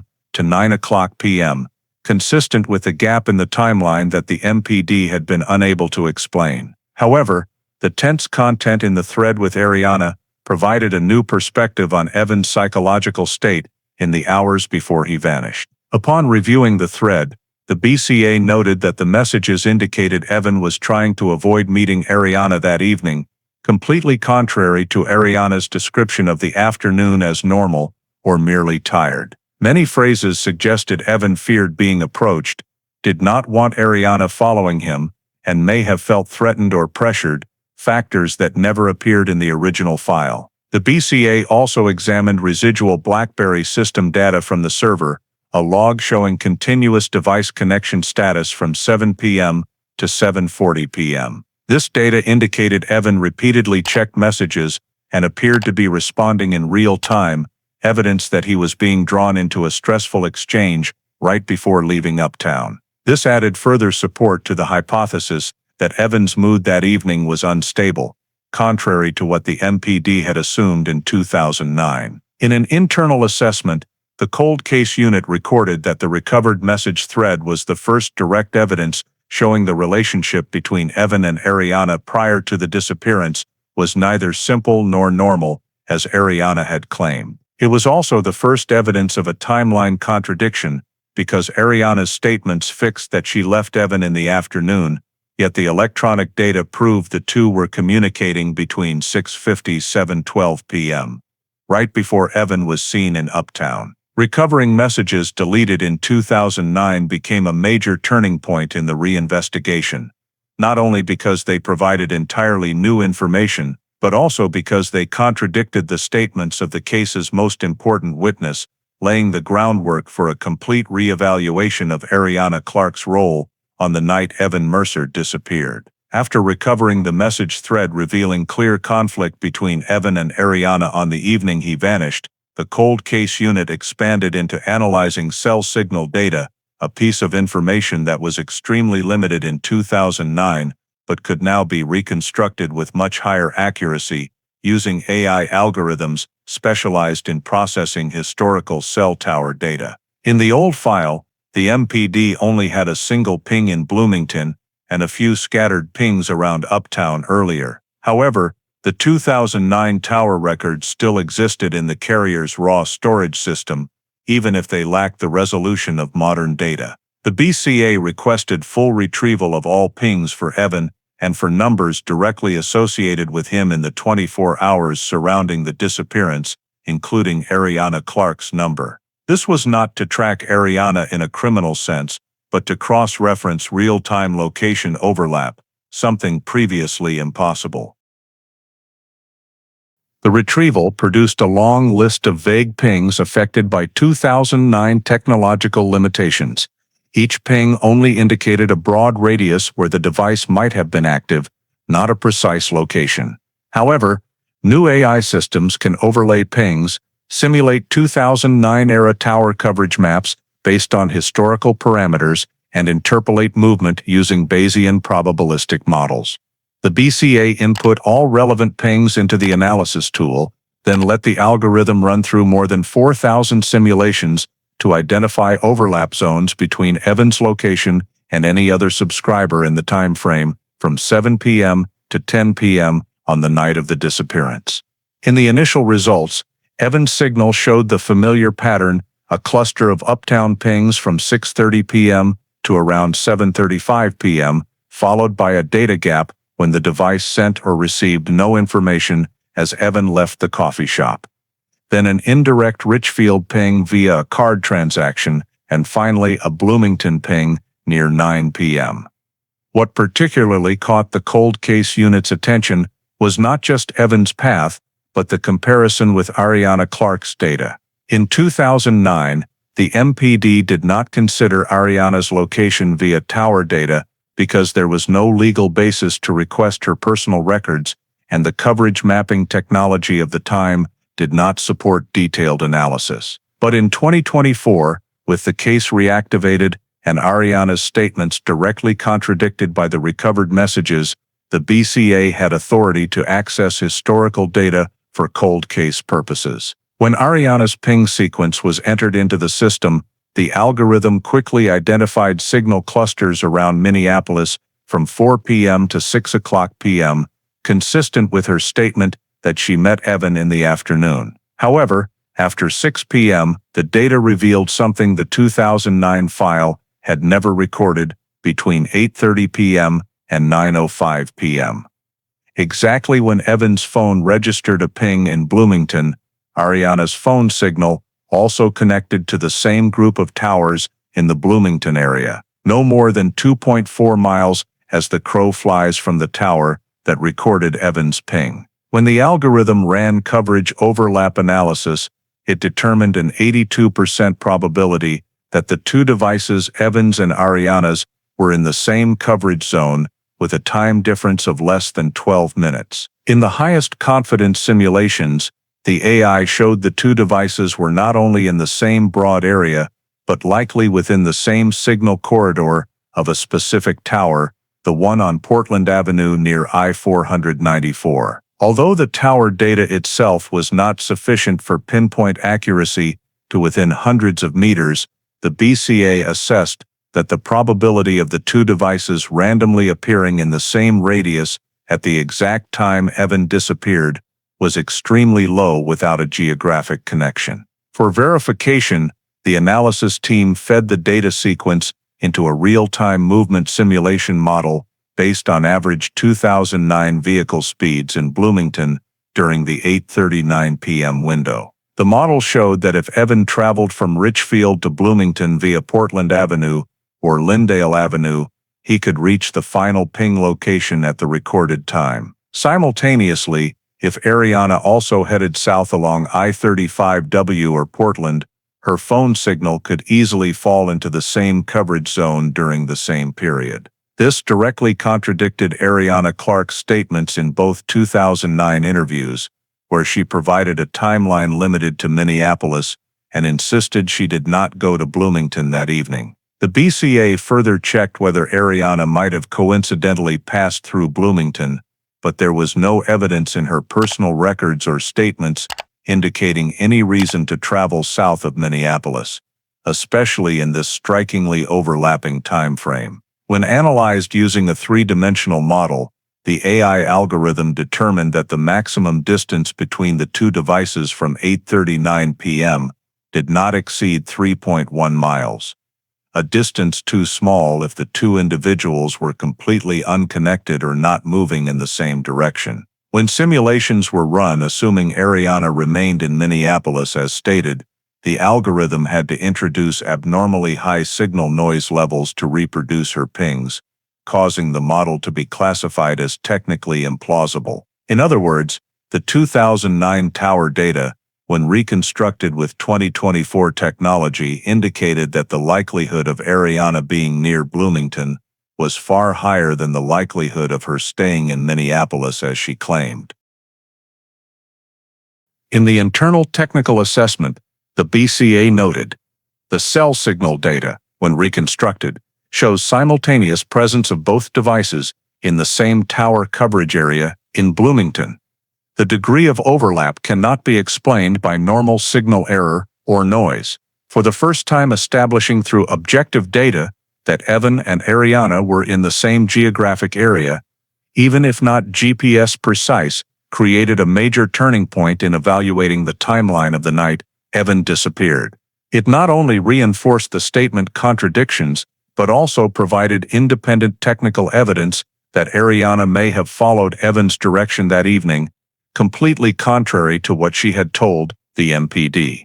This became the first technical datum suggesting the two may have been near each other at the moment Evan vanished in Bloomington, a detail the entire 2009 investigation never uncovered. After the algorithm reconstructing cell signal data indicated a high probability that Evan and Ariana were in the Bloomington coverage area close in time, the cold case unit turned to re-examining a source of information that had been undervalued in 2009, the video recordings of Ariana Clarke's interviews. During the initial investigation, the MPD recorded 2 sessions with Ariana, but had no reason to deeply analyze behavioral cues, as the case was not yet considered to involve foul play. However, once the recovered messages and 2024 tower ping analysis both pointed to direct contradictions with Ariana's statements, the cold case unit decided to apply modern micro-expression recognition and nonverbal behavior analysis technology to reassess every detail in the original interviews. The BCA transferred the entire 2009 interview videos into the new standard image analysis system using facial recognition models based on muscle parameters, micro movements, and blink rate, factors difficult for the human eye to detect but readable by AI with high accuracy. The first analysis phase focused on the initial interview, when Ariana described arriving at Evan's apartment in the afternoon and leaving at 5 p.m. In the old statement, Ariana spoke fairly fluently, without obvious hesitation. However, the micro-expression system flagged that at the moment she mentioned the time around 5 o'clock, the muscles around her left eye showed a slight twitch, a micro-indicator often associated with effort to maintain facial composure or conceal uncertainty in the response. Next, when Ariana described the meeting as completely normal, the AI noted asynchrony between facial expression and vocal tone. The muscles around the mouth indicated tension rather than the calm state suggested by her words. This was the first point of concern, because in behavioral analysis, asynchrony between verbal content and microfacial signals often appears when the speaker is hiding true emotions or constructing an inaccurate context. When moving to the part where Ariana denied any argument with Evan, the algorithm flagged 3 repeating micro-movements, slight chin raise, rapid blinking, and a mild head tilt to the right.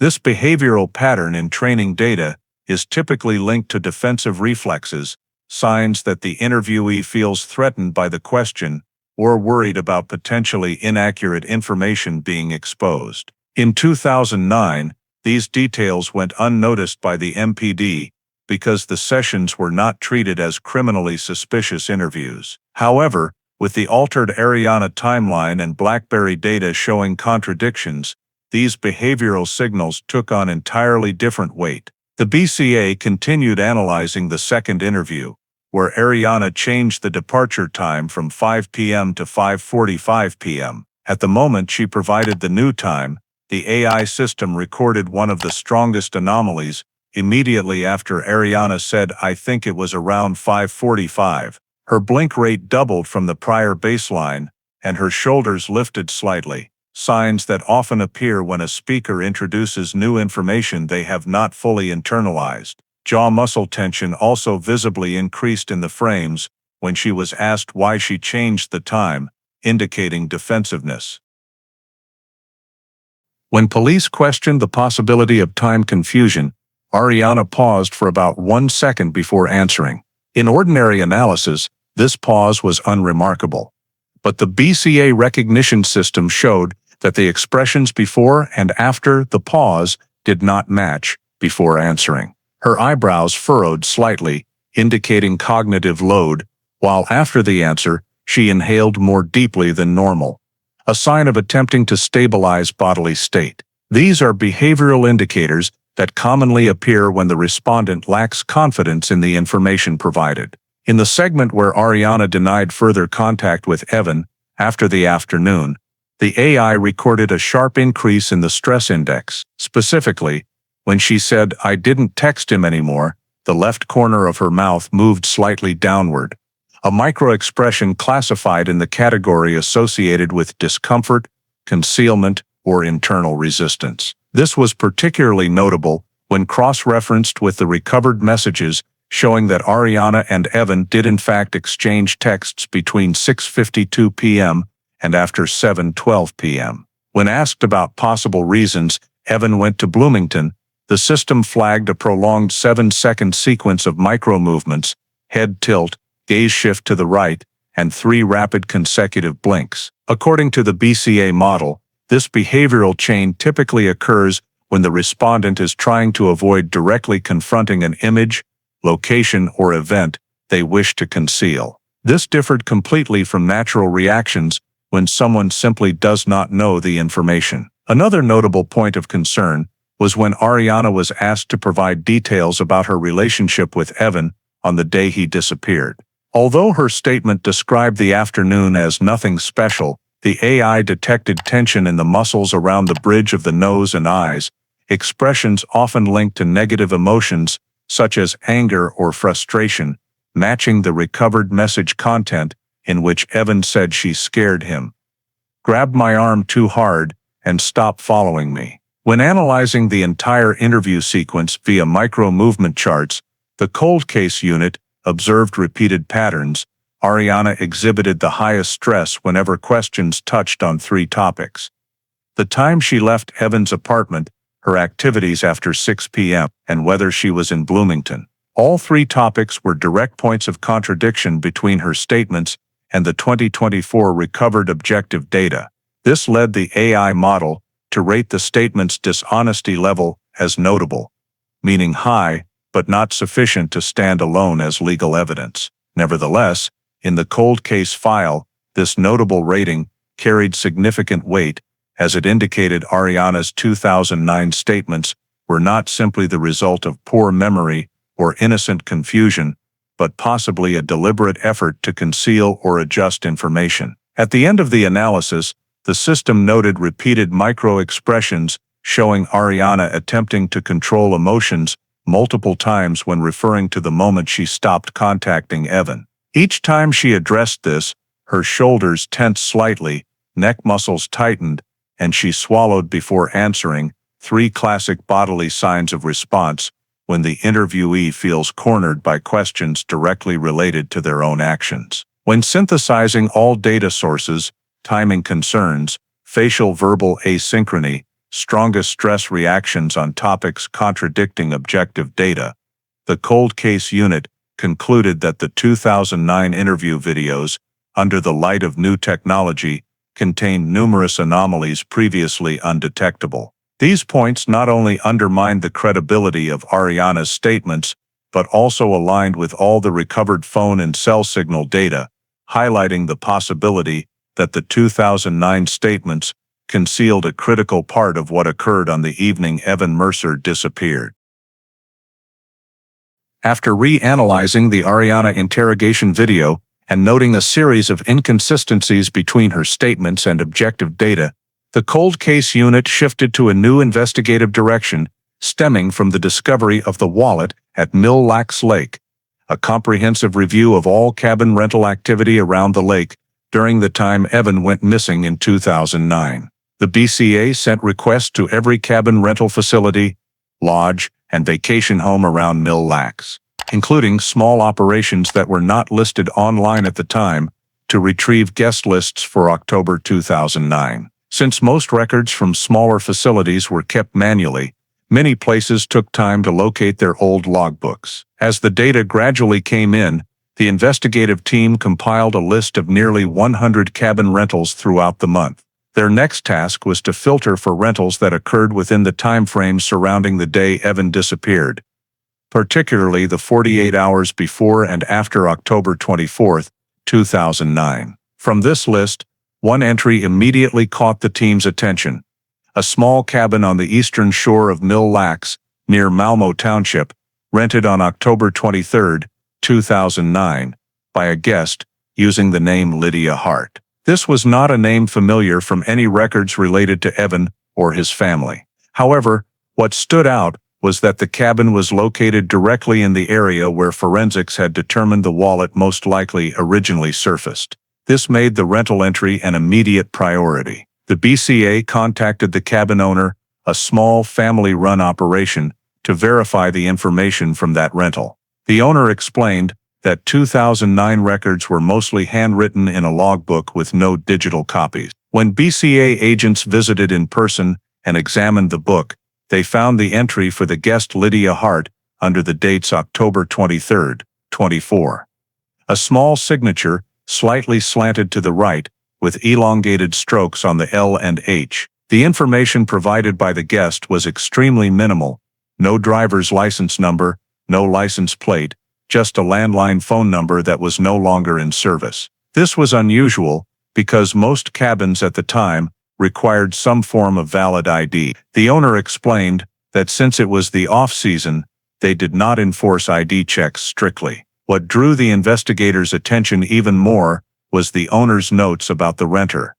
Female, young, alone, arrived at dusk, checked out earlier than planned. This was a vague description, but enough to paint a picture. From there, the BCA began comparing the handwriting in the cabin log with documents from Ariana Clark stored in old case files, including her signature on interrogation transcripts, work schedule confirmations, and several handwritten statements she had submitted to the MPD in 2009. To ensure objectivity, the BCA sent both samples, the Lydia Hart signature and Ariana's handwritten documents, to the state's specialized handwriting analysis unit. The experts were not provided any context about the potential connection between the samples to avoid bias. They were simply asked to evaluate the degree of similarity in stroke structure, slant, downward stroke length, and letter connections. The results came back after 3 days: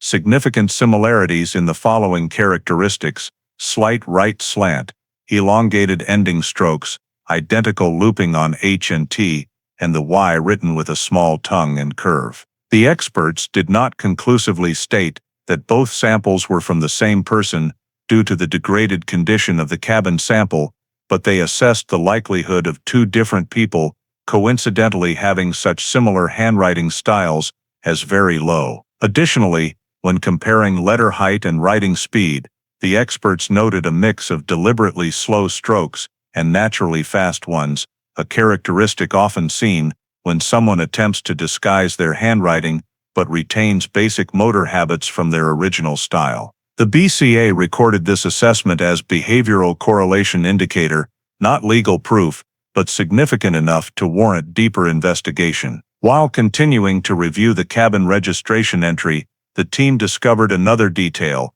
the renter did not use a credit card for payment, but paid in cash, making tracing even more difficult. Furthermore, the owner said the guest stayed only one night and left early on the morning of October 24th, before checkout time, with minimal interaction, speaking only in short sentences. The owner's log also noted that the guest brought a small travel bag and appeared to be driving a light-colored vehicle, though the owner could not recall the make or model clearly. Based on all the collected data, The cold case unit flagged the October 23, 2009, cabin rental as the first anomaly at Mille Lacs Lake that aligned in timing, location, rental method, and handwriting characteristics with emerging factors related to Ariana Clark. This was the first time in the case files that an individual using a false name had rented a cabin in an opaque manner exactly during the period Evan disappeared and in the precise area where forensics confirmed Evan's wallet had surfaced. The combination of factors, an invalid rental name, handwriting similarities, cash payment, matching timeline, and location within the forensic zone, made the Lydia Hart registration the new focal point of the cold case. The BCA officially noted in their report that if these connections continued to emerge in subsequent investigative directions, this could be the first link tying the wallet, the eastern shore of Mille Lacs,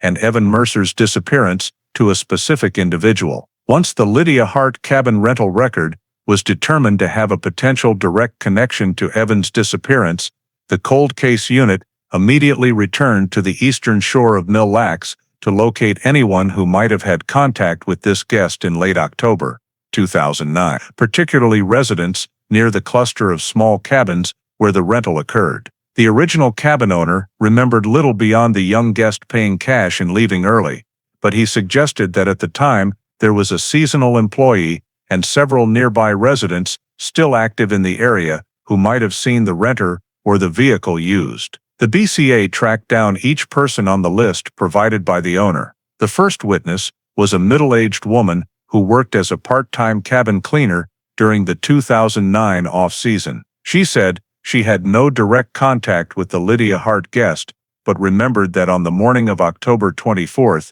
when she arrived to check the cabin before cleaning, she saw a silver car slowly leaving the parking area and heading toward the main road south. She did not get a clear view of the driver, only noting from a distance that the figure behind the wheel appeared petite. When asked if she recalled the car model, she described it as an older sedan, light silver in color, but could not be more specific due to the dim early morning light and the car speeding up after turning onto the road. Though vague, this description was noteworthy because Evan also owned a light-colored sedan that was never recovered after his disappearance. The second witness the BCA interviewed was a man living in a log home directly across from the cabin parking area. He was someone who paid close attention to activity in the area because his house had a front-facing camera to monitor wildlife. Although the camera from that time was low quality and he no longer had the 2009 recordings, he still recalled a rare event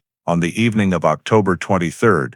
While gathering firewood behind his house, he saw a silver car pull into the cabin entrance at dusk. He said the car stopped for quite a while, with lights off for about a minute before turning them back on and proceeding into the cabin area. What made him remember this was that most cabin renters arrived during daylight, so a vehicle arriving after dark stood out. When asked if he saw anyone exit the car, he said he only caught a glimpse of a petite woman opening the driver's door, standing by the trunk for a few seconds, then entering cabin number 6, the one matching the Lydia Hart registration. He described her gait as quick, somewhat hurried, unlike typical weekend tourists arriving relaxed. The third witness was the seasonal front desk employee who worked that week, and the only person who directly saw the registering guest. When the BCA located her, now living in Brainerd, she agreed to cooperate and tried to recall the events of the night of October 23, 2009. She said that rental stood out because the guest arrived later than usual, and instead of friendly conversation like most solo renters, the woman spoke only in short sentences, avoided eye contact, and paid cash without asking details about the cabin. When shown descriptive prompts to jog her memory, she confirmed the woman renting the cabin was younger than the average fall-season guest, with long dark brown hair past her shoulders and dressed simply. Though she could not identify the face due to poor lighting, she remembered the guest's voice as fairly soft but somewhat tense. This particularly caught the BCA's attention because, when cross-referenced with the 2009 interrogation records, Ariana Clark matched the appearance and age at that time, and her voice in the video was characteristically soft and slightly slow when stressed. When asked further about the vehicle, the front desk employee said the car parked right next to cabin 6 was a silver or light gray sedan from around the mid-2000s. She did not recall the license plate but confirmed it was not an SUV and not a pickup, narrowing it to a style consistent with Evan's vehicle. When asked for a more detailed description of the woman's build, she said, "Not tall, not overly thin, but petite, and moved quickly like she was trying to finish something." The BCA noted this matched the observations of the first witness and the nearby resident. Another witness, a retired man living near a walking trail not far from the cabins, said that on the morning of October 24th, while passing the cabin area, he saw a silver sedan parked close to the tree line along the road, half in the cabin area and half on the edge. He remembered this because the parking spot was unusual. Rental vehicles rarely parked that close to the trees since the cabin entrance was wide and open. He also saw a woman walking from the cabin to the car, head down as if looking at something in her hands, before getting in and driving south. He could not specify appearance details, but clearly recalled she walked quickly and carried no large luggage except a small shoulder bag. The fifth witness, the owner of a small convenience store about a mile from the cabins, said that on the morning of October 24, 2009, around 8:30 a.m., a young woman came in to buy a bottle of water and a granola bar. Though not completely certain of the exact date, he believed this woman was associated with a silver sedan because he saw a similar colored car leave the parking area shortly afterward. When asked about appearance, he said she had long hair and a tense facial expression. The timing aligning with the cabin guest's departure led the BCA to include this statement in the potentially related group. When compiling all the accounts, the most striking element was the consistency across witnesses. All described a young woman traveling alone, arriving on the night of October 23rd, and leaving the cabin early on the morning of October 24th, using a silver sedan. No one provided exact details on license plates or facial features, but the common elements of build, demeanor, and timing were uniform and aligned with the period Evan Mercer went missing from Minneapolis. The cold case unit prepared a summary showing the female guest arrived at the cabin the night before Evan was reported missing. The cabin was in the area forensically identified as matching the wallet sediment source.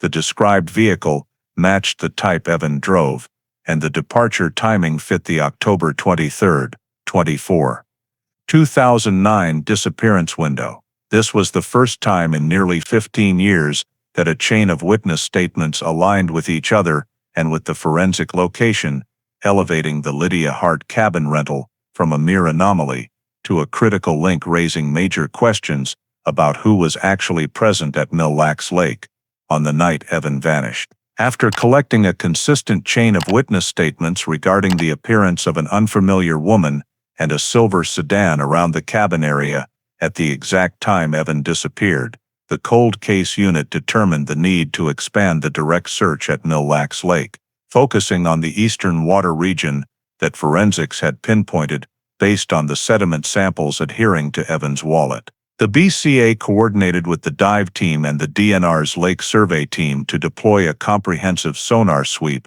utilizing side-scan sonar and multi-beam sonar technology to scan the lake bottom, which is vast and has complex terrain. Mille Lacs Lake is one of the largest lakes in Minnesota, with an area exceeding 500 square kilometers. But the eastern shore has distinct geological characteristics. The lake bottom slopes gently before suddenly forming deep trenches ranging from 8 to 14 meters, where weak currents can accumulate thick mud over many years. This feature made the sonar sweep an essential step to determine if any large objects were buried under the sediment, particularly objects sized similarly to a sedan like Evan's car. In the initial survey, the sonar vessel was deployed to the most suitable area, according to forensic analysis, the water strip extending from Malmo Township to Waukon Bay, where algae and minerals matched the sediment sample from the wallet.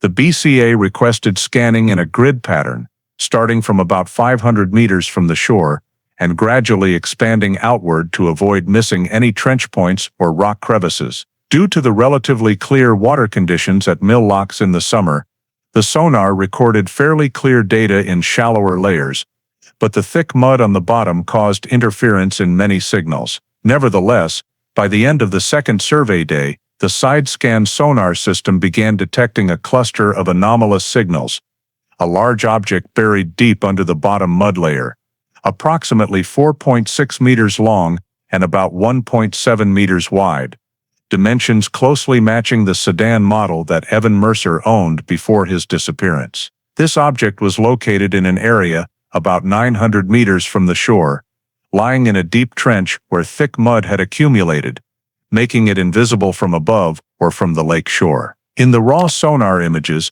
the object's outline was not completely sharp due to mud coverage, but the overall shape reflected the characteristic structure of a large metal mass, elongated body, rounded edges, and a significantly lower height compared to a wooden raft or natural rock formation. The sonar team continued adjusting the scanning frequency to achieve higher resolution. The adjusted sonar images revealed two prominent features. The object had a wide flat surface on the top, corresponding to a car roof, and a recessed area at the estimated engine compartment location. Multibeam sonar also recorded strong echo returns from the underside of the object, indicating the presence of hard metal material consistent with vehicle body steel construction. A DNR sonar expert assessed that in Mille Lacs Lake, an object with such size and acoustic response was almost certainly not a natural rock or large submerged tree trunk, as those typically produce scattered signals without stable boundaries like the one being scanned. Simultaneously, the recorded dimensions closely matched Evan's car, a mid-size sedan, about 4.5 meters long, making this sonar signal the most significant lead the investigation team had obtained since the wallet's appearance. While continuing to scan the surrounding area, the sonar detected thick layered mud accumulation, indicating the object had remained stationary in this position for a long time, not a recent drop. The covering mud layer was up to 30–40 centimeters deep, equivalent to many years of buildup. This matched the timeframe forensics had estimated for the wallet, from 10 to 14 years, suggesting the object on the lake bottom may have been there since 2009. For verification, the sonar team rescanned the object from 3 different angles, 30-degree tilt, vertical and horizontal side scan. All 3 captures showed the same general shape, an elongated object resembling a vehicle body, with 4 faint curved lines below, representing wheel positions, though actual wheels could not be seen due to the thick mud. One notable point was that the front of the object was slightly tilted downward compared to the body, a common sign in vehicles that sink uncontrolled upon entering water. More precise data from multi-beam sonar showed 2 denser echo points on the object's underside, possibly axles or chassis frame, matching the structure of a sedan. Beyond the signs identifying the object as matching Evan's car size, the sonar also detected small scattered echo patches around it, suggesting the presence of discrete metal debris, common when a vehicle experiences impact upon sinking or prolonged submersion. With all the collected data, the survey team's preliminary report concluded that the object on the bottom of Mille Lacs Lake had size, shape, and material characteristics consistent with a mid-sized sedan, and was almost certainly not natural. Furthermore, the object's location, directly within the forensic designated region based on mud samples from Evan's wallet, further reinforced the likelihood that this object was directly related to his disappearance. The cold case unit noted in its internal report that this was the first evidence since 2009 that could link Evan's disappearance to a large object significant enough to suggest an incident at Mille Lacs Lake. Although sonar could not absolutely identify the object until recovery or direct underwater survey, the size model and acoustic response provided a notably high degree of match.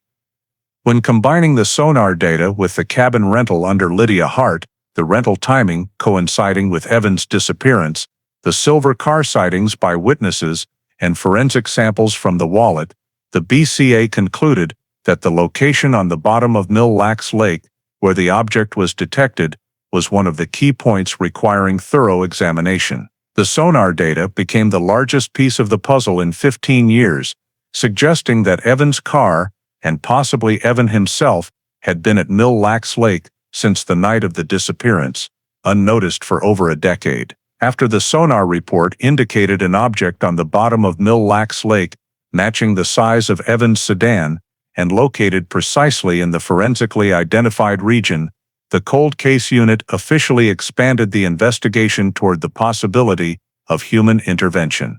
Based on inconsistencies in statements, recovered text message data, and matching mobile signal locations, Ariana Clark became the only individual closely connected to Evan at the time of his disappearance, whose anomalies were suggested by both 2009 technology and 2024 data. On the legal basis of a reactivated cold case with new evidence, the BCA obtained a search warrant for Ariana's current residence, a rented house in the suburbs of Madison, Wisconsin, where she had moved a few years after Evan's disappearance. The search took place on an early September 2024 morning, with the presence of the BCA investigation team, local police representatives, and state legal oversight. Ariana was not present during the search, but the landlord cooperated without any legal action to delay the process. The BCA's objective was to find any documents, maps, notes, or items from 2009 that might indicate Ariana had been at Mille Lacs Lake or prepared for a trip around the time of Evan's disappearance. Ariana's house consisted of 2 floors and a small garage. The ground floor was tidy with few personal items, but the upper floor, especially a small office near the window, contained many document boxes that Ariana appeared to have carried through multiple moves. The BCA began reviewing each box according to procedure, preliminary cataloging, marking potential evidence, and seizing only items within the warrant's scope. In the third box they opened, containing documents, notebooks, and some old printouts, the investigation team found an old Minnesota map printed in 2009. What drew attention was not that Ariana kept an outdated map, but that it had several areas manually marked with marker pen, though without written labels. The BCA spread the map on the desk for closer inspection.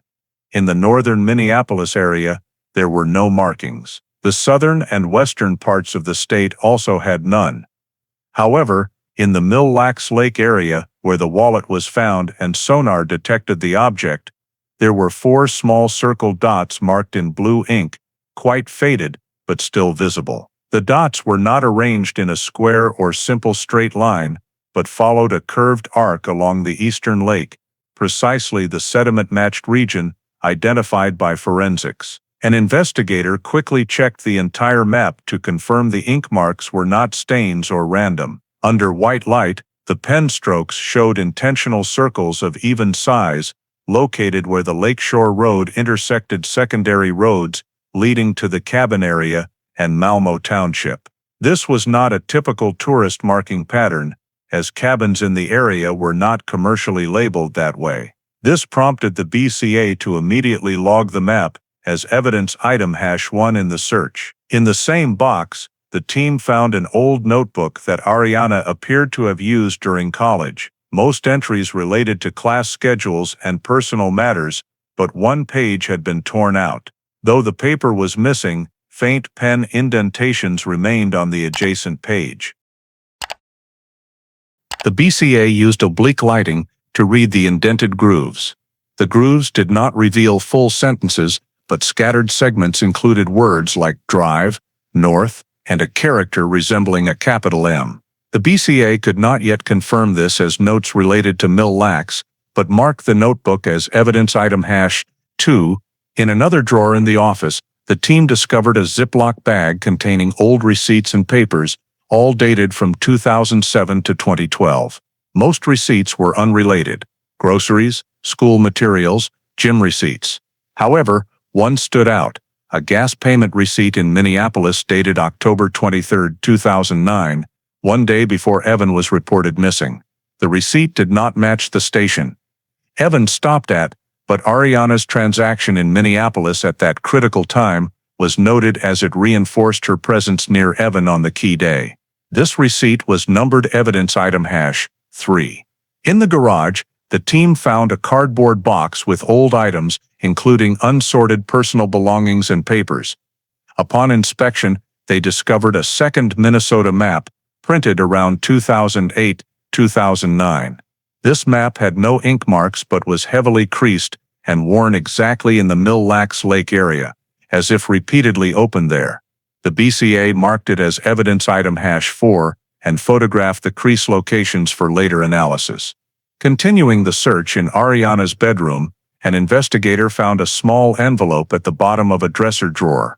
Inside were 3 loose printed sheets of activity schedules for cabins around Mille Lacs Lake, information Ariana had no clear reason to keep, as she never reported visiting the area.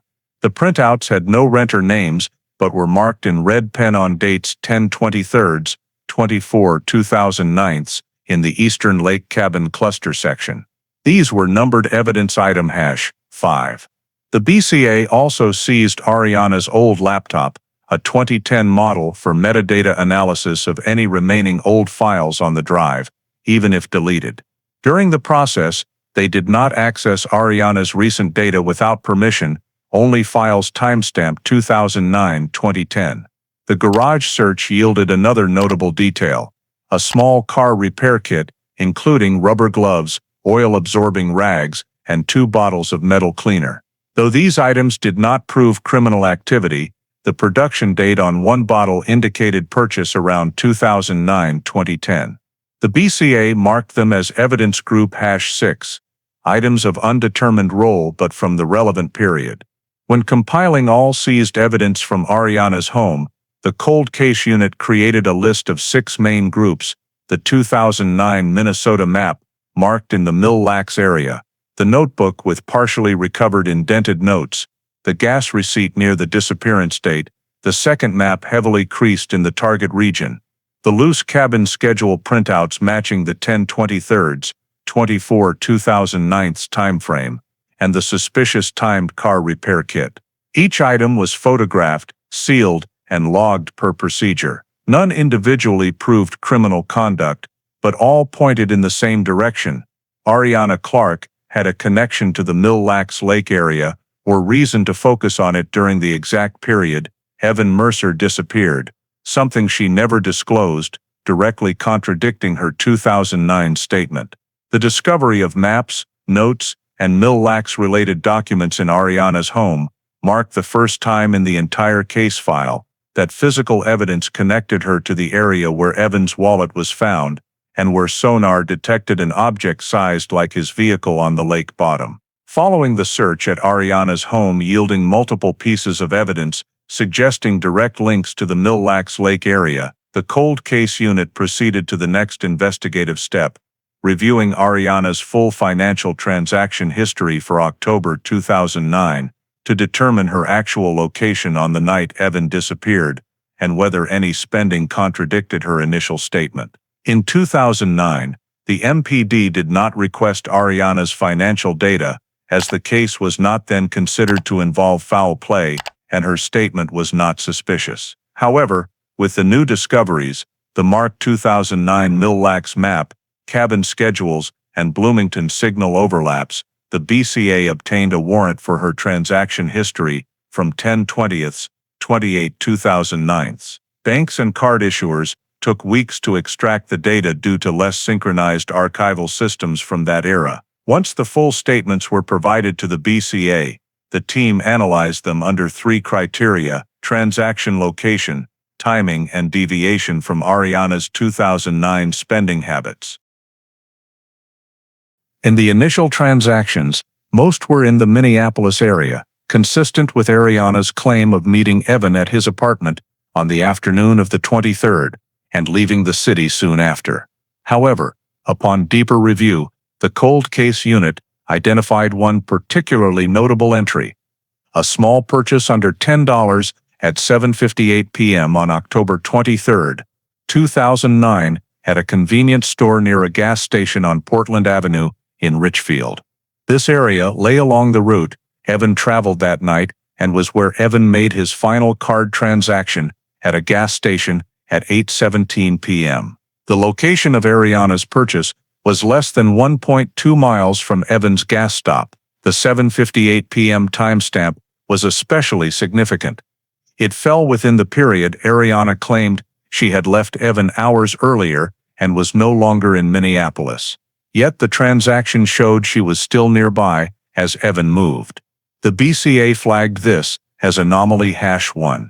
Digging deeper, the team found another notable detail: a cash payment at a fast food chain in Bloomington at 8:46 p.m. that same day. Cash transactions are untraceable by identity, but the statement recorded it because Ariana used a personal discount code linked to her phone number. The small purchase, a drink, aligned with the time frame of Evan's phone pinging in Bloomington. In the 2009 file, Ariana stated she did not leave Minneapolis or go to Bloomington that night, but the transaction chain showed her appearing sequentially in Richfield before 8 p.m. and Bloomington before 9 o'clock p.m., exactly matching Evan's direction from Uptown through Richfield to Bloomington.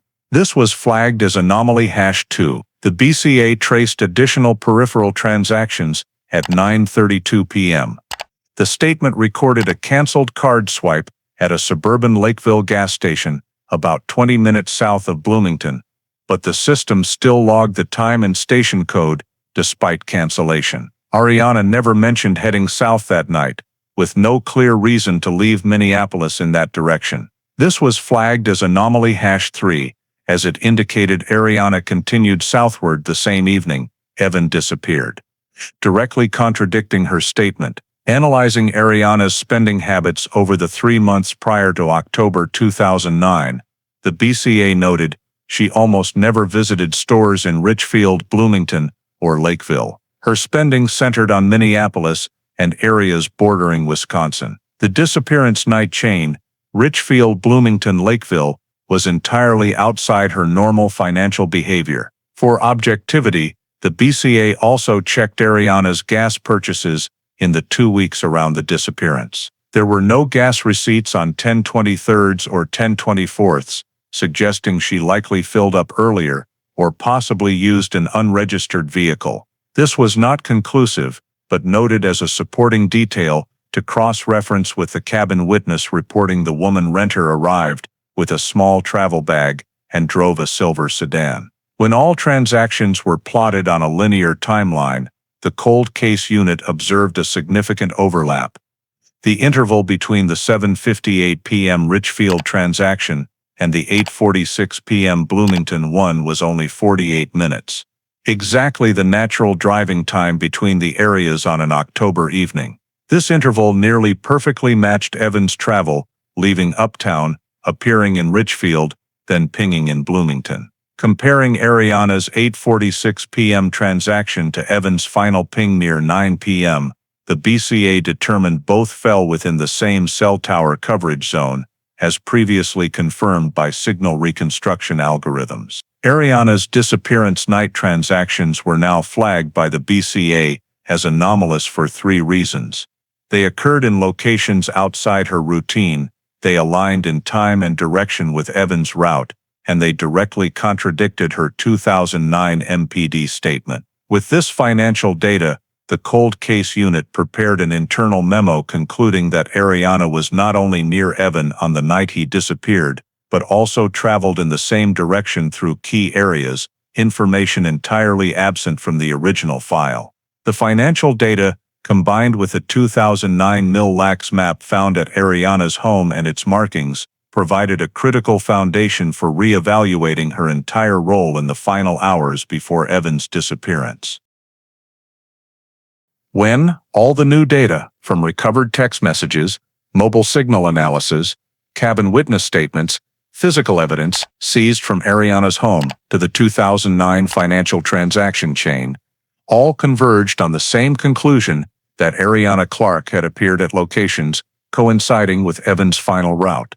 The cold case unit decided to conduct a formal confrontation with her based on the timeline reconstructed using 2024 technology. The confrontation took place in the BCA interrogation room with the presence of 2 investigators, a digital forensics expert, and a legal oversight representative. Ariana was clearly informed that this confrontation was not a criminal interrogation like in 2009, but the cold case file had been reactivated with new evidence, and she was required to explain the serious contradictions in her old statements. Right at the start, the BCA displayed the 2024 timeline table on a large screen, a seamless timeline recreating Evan's route from Uptown through Richfield to Bloomington, and directly below it, a second timeline showing Ariana's movements based on transactions, phone pings, and carrier data.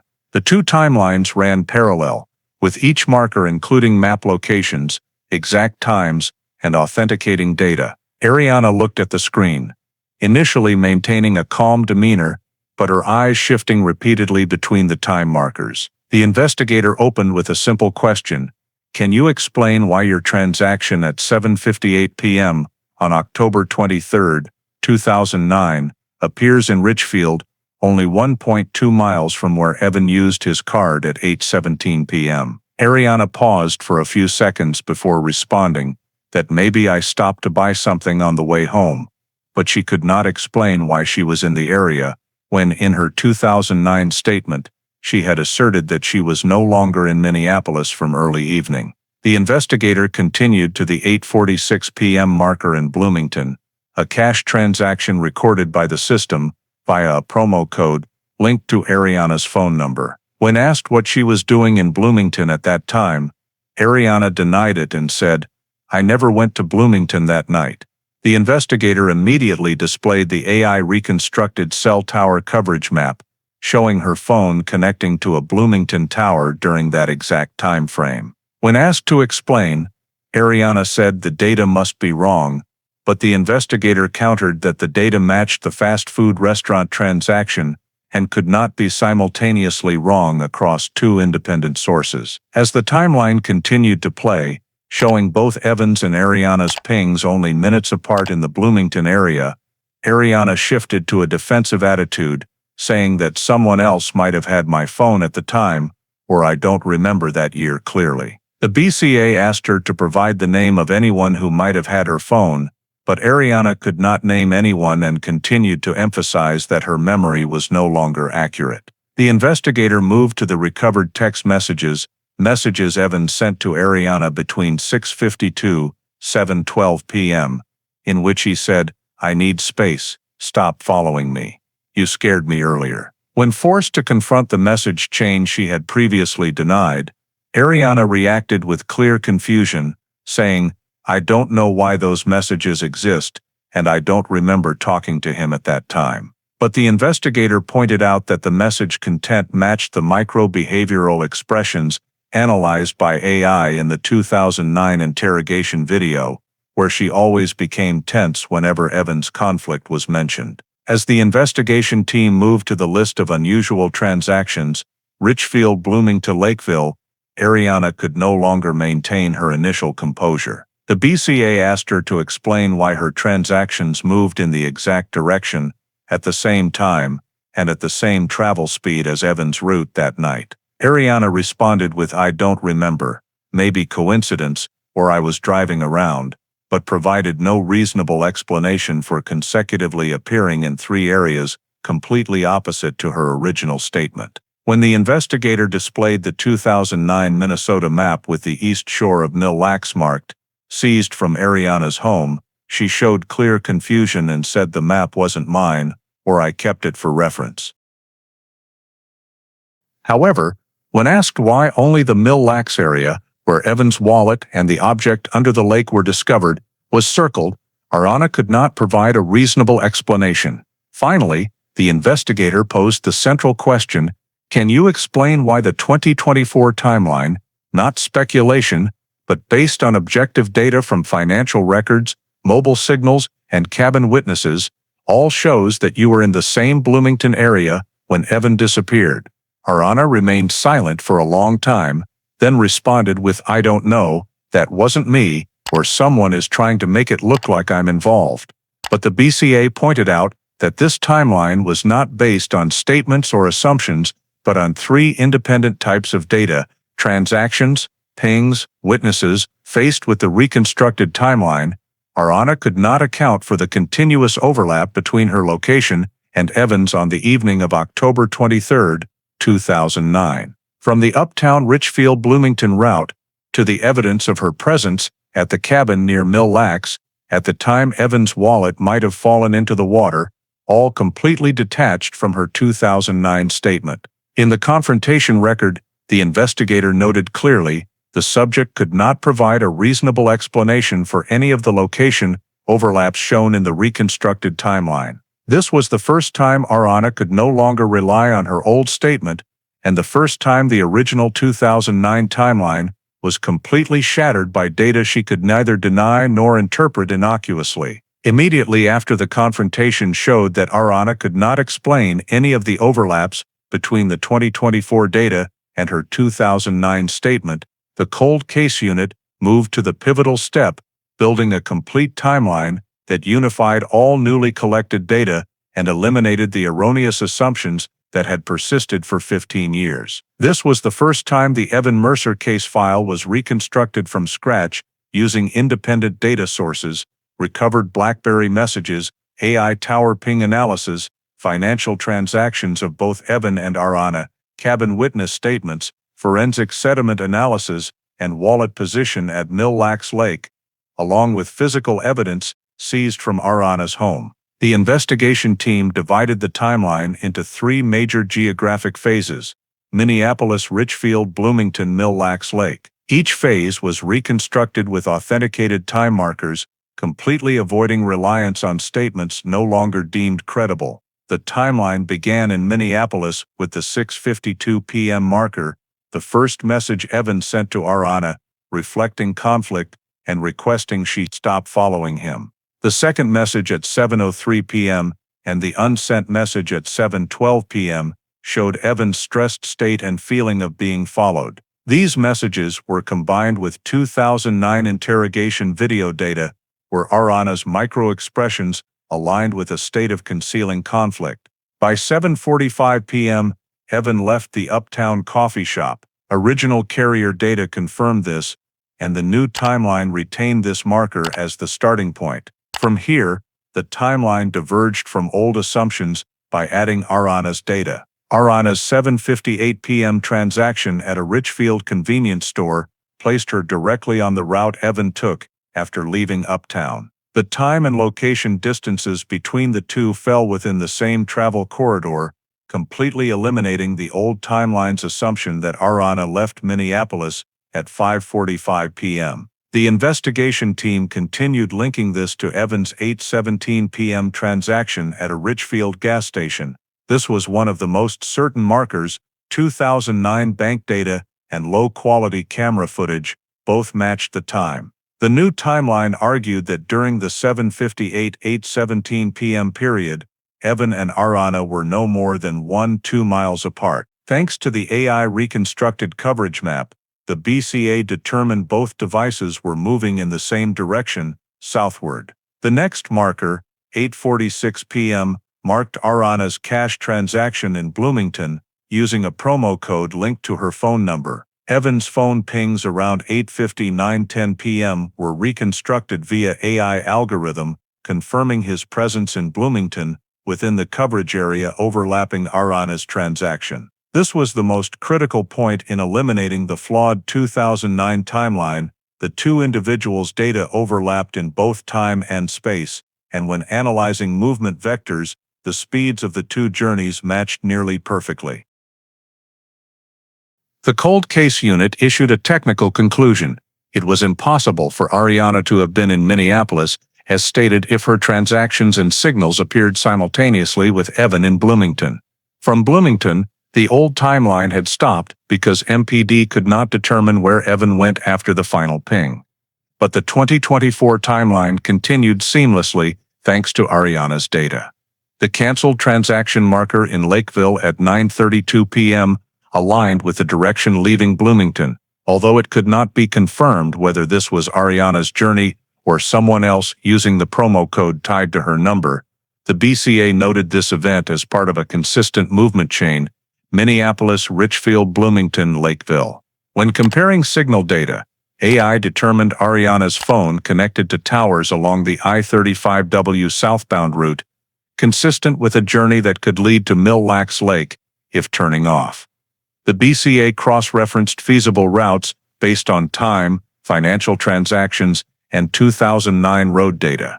From Bloomington to Mille Lacs Lake, via the optimal route, would take about 2 hours 20 minutes to 2 hours 40 minutes at night, with light traffic. This time frame matched the cabin witness statement that a female guest arrived late evening to near midnight on October 23rd. The witness described a silver car arriving at the cabin within the time frame a vehicle leaving Bloomington around 9 o'clock. 9:30 p.m. could reach. The new timeline noted that between 11 o'clock, 11:20 p.m., a young woman driving a silver car stopped at a cabin on the east side of Mille Lacs Lake, registering under the name Lydia Hart. The investigation team marked this as part of a time chain with strong witness evidence, in stark contrast to the 2009 timeline, which completely ignored the Mille Lacs area. The next marker, morning of October 24th, had the cabin witness and local residents seeing the woman leave the cabin very early, carrying a small bag, driving the silver sedan toward the main road. The timeline at this point added forensic details. Sediment samples in Evan's wallet matched the water area near the cabin, making it logical that the wallet fell into the lake during the cabin rental period.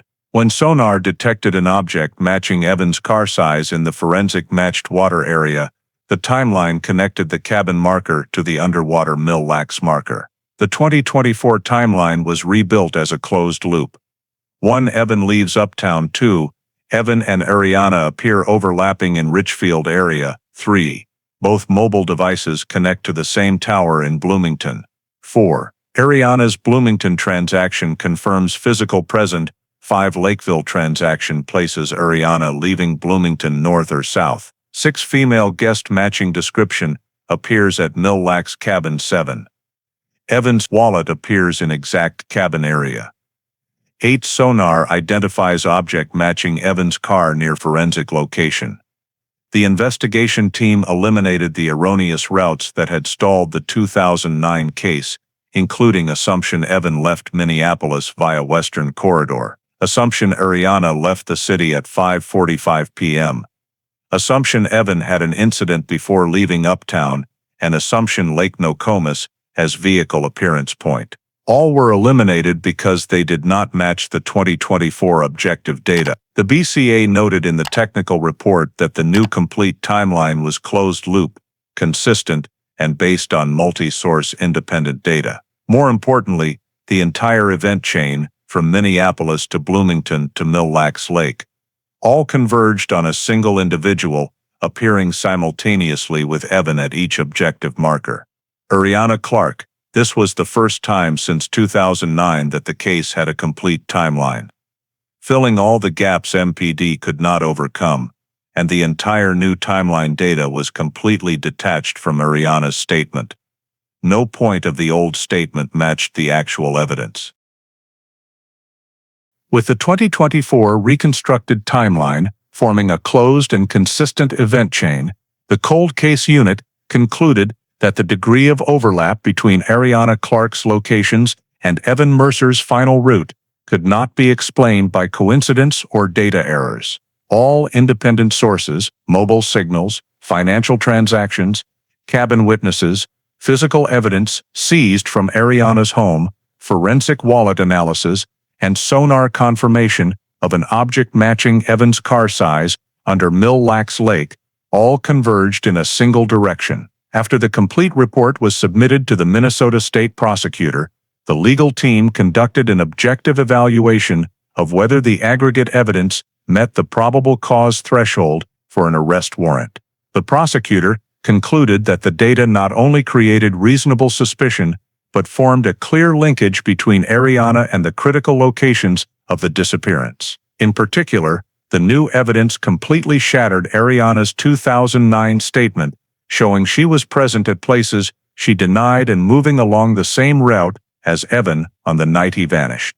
On the second weekend of November 2024, the arrest warrant application was submitted to a Hennepin County judge. In the petition, The cold case unit presented all data in the new timeline format, emphasizing 3 points.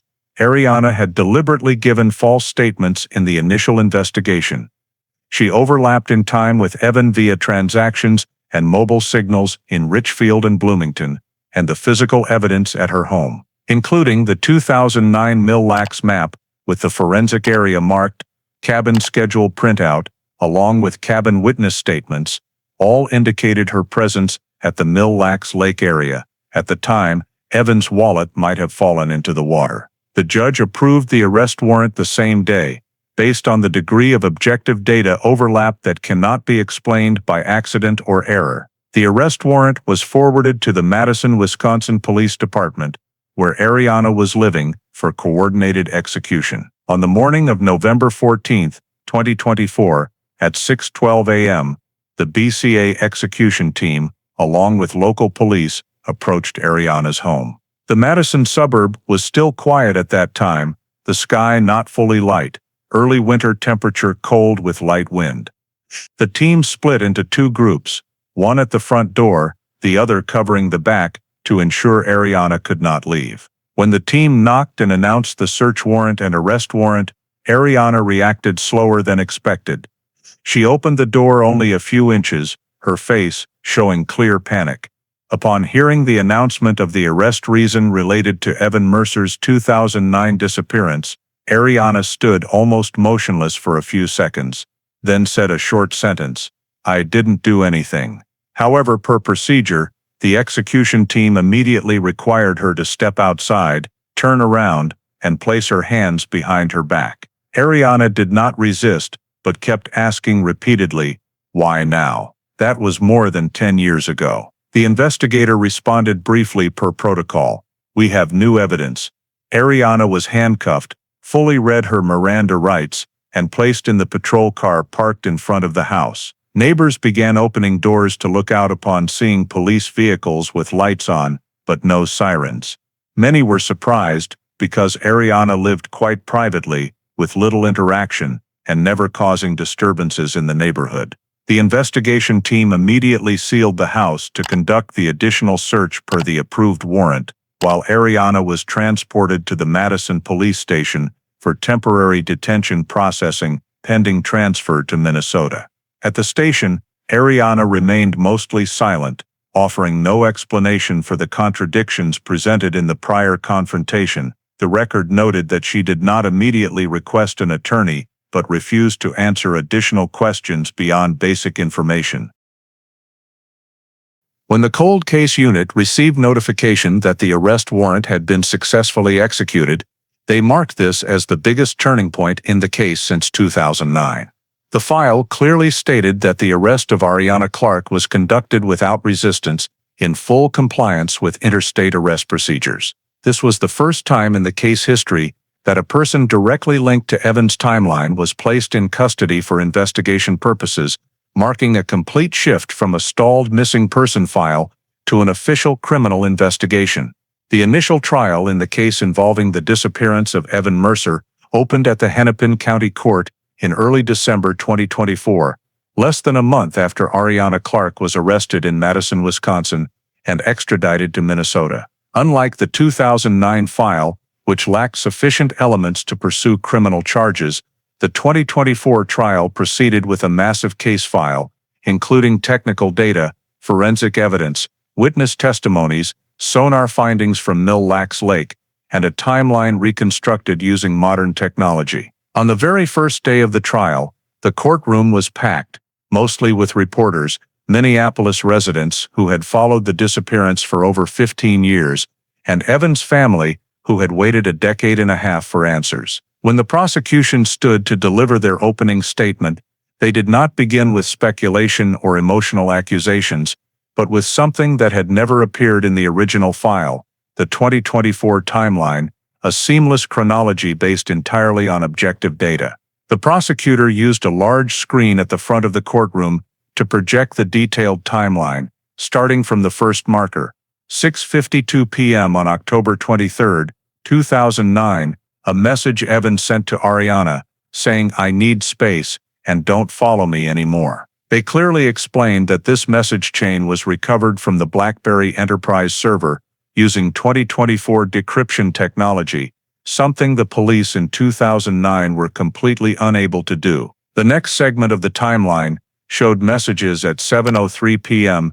and an unsent draft at 7:12 p.m., in which Evan said he felt scared, grabbed too hard, and not meeting up that night. The prosecutor paused for a moment, explaining to the jury that this message chain not only refuted Ariana's statement that everything that afternoon was normal, but also showed Evan was trying to avoid her on the very evening he disappeared. As the timeline moved to 7:45 p.m., the time Evan left the Uptown coffee shop, the prosecution continued connecting original data with new data.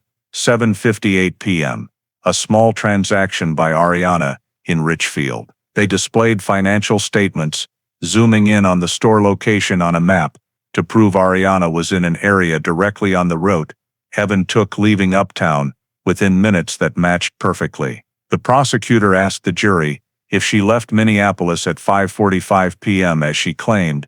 Why did she appear in Richfield at 7:58 p.m., only a mile from where Evan used his card shortly after? Without waiting for a response, the prosecution presented the next marker, 8:17 p.m., Evan's card transaction at a Richfield gas station. These 2 points were presented side by side, showing Ariana and Evan moving in the same direction, at the same time, along the same route that Ariana completely denied in 2009.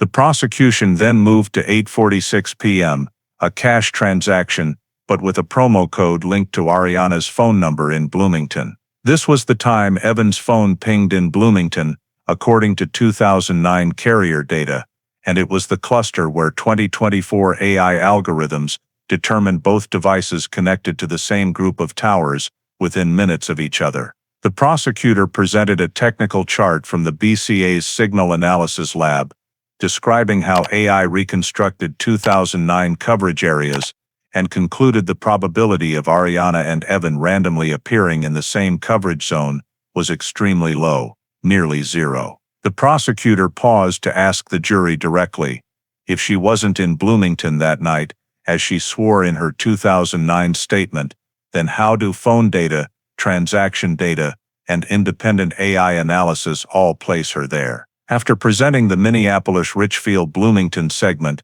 the prosecution moved to the second phase of the timeline, movement away from Bloomington.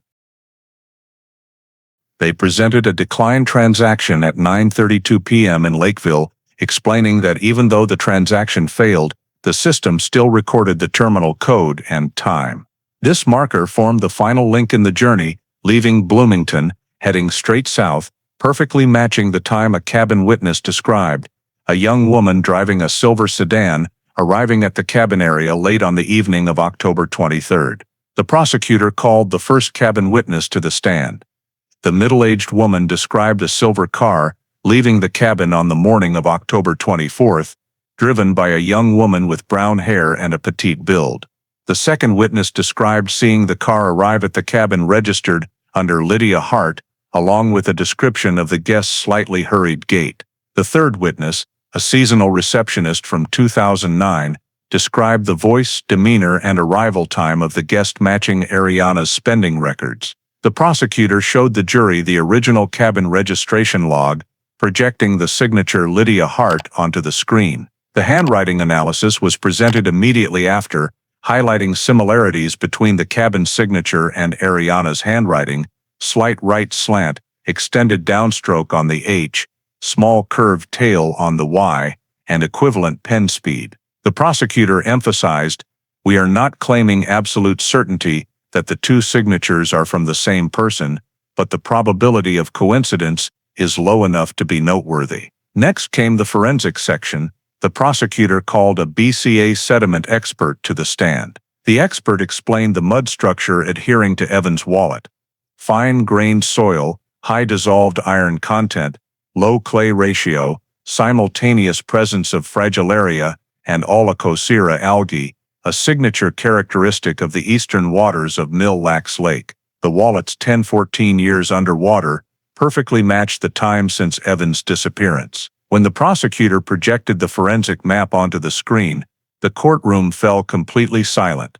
The wallet's location matched exactly with the cabin area where witnesses confirmed Lydia Hart had appeared. The climax of the forensic presentation was the sonar results. The prosecutor called the DNR sonar expert, who described an object 4.6 meters long, 1.7 meters wide, with outlines matching a sedan, showing acoustic returns consistent with metal and over a decade of thick sediment accumulation. The prosecutor projected the sonar image onto the screen, a clear shape of an elongated block flat bottom, with 4 return zones equivalent to wheel positions. They stood before the jury and said, "We are not claiming this is Evan's car until it is recovered.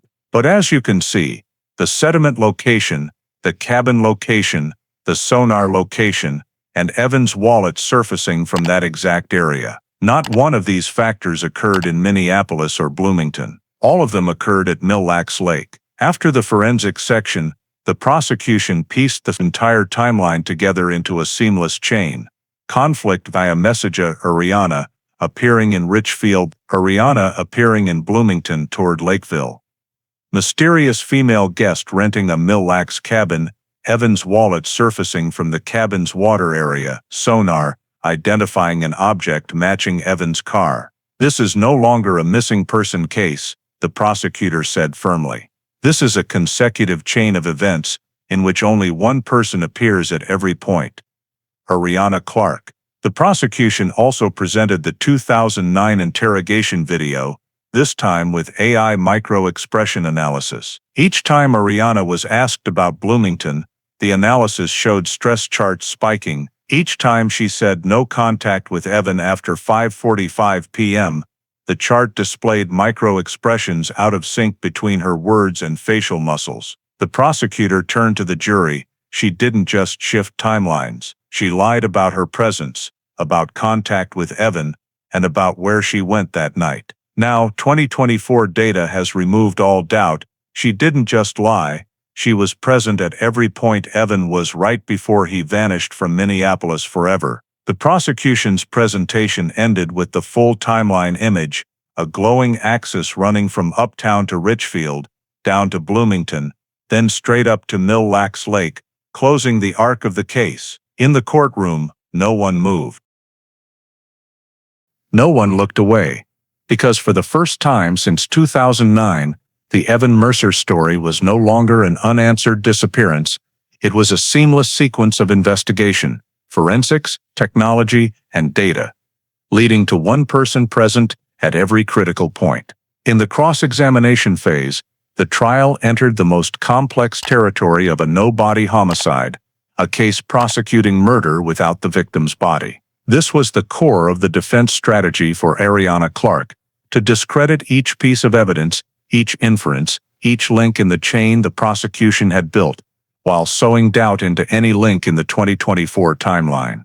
Because the legal nature of a no-body case requires the prosecution to prove not only that Evan Mercer is dead, but also that Ariana is responsible for that death, the defense went straight to the familiar argument: no one saw the crime, no body, no cause of death, no murder weapon, no confession. They stood to counter by breaking down the file the prosecution had just presented, trying to shatter the logical structure the BCA had reconstructed after more than 15 years. First, they attacked the BlackBerry message data. They argued that 2024 technology cannot guarantee 100% accuracy of data recreated from an obsolete 2009 system, that corrupted encrypted packets could produce non-original text strings, and that the prosecution is relying on patched-together messages to interpret Evan's state of mind. They emphasized that messages like "you scared me earlier" and "don't follow me anymore"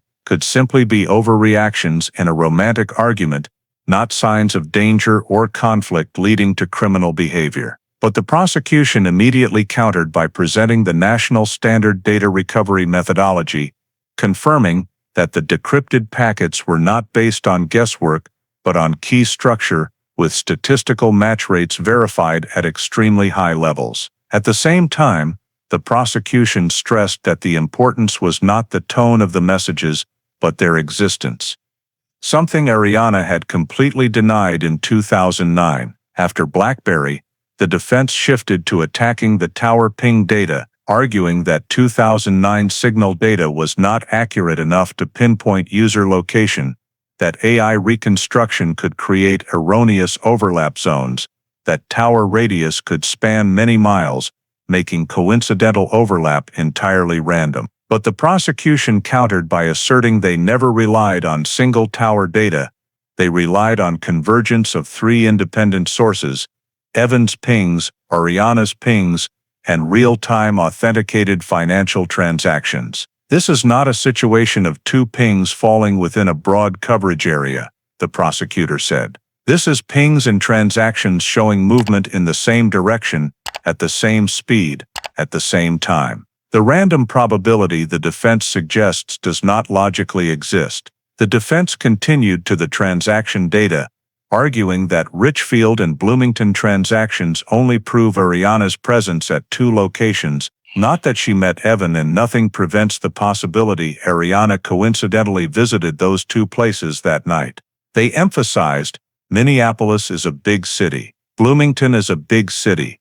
People move around. Co-location does not mean crime. The prosecution responded by reprojecting the full 7:58 p.m., 8:17 p.m., 8:46 p.m. timeline, with average speed simulations based on 2009 traffic maps. A woman coincidentally appearing in Richfield at the exact time Evan appeared in Richfield, okay, the prosecutor said.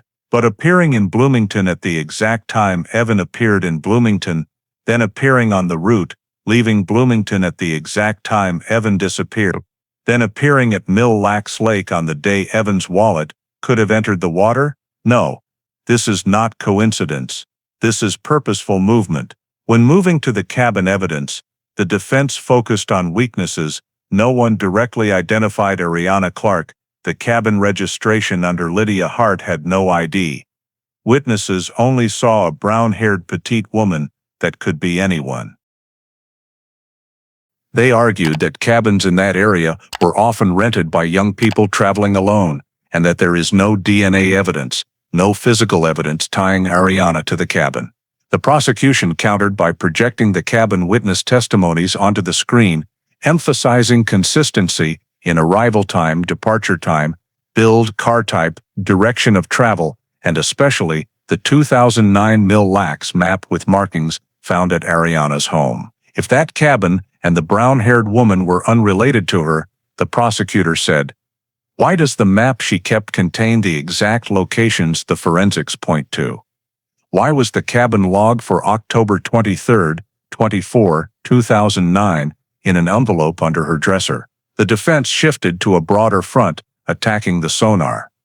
They argued that sonar is not imaging, that there is no forensic confirmation the object under the lake is Evan's car, and that many objects on lake bottoms can resemble cars when covered in sediment.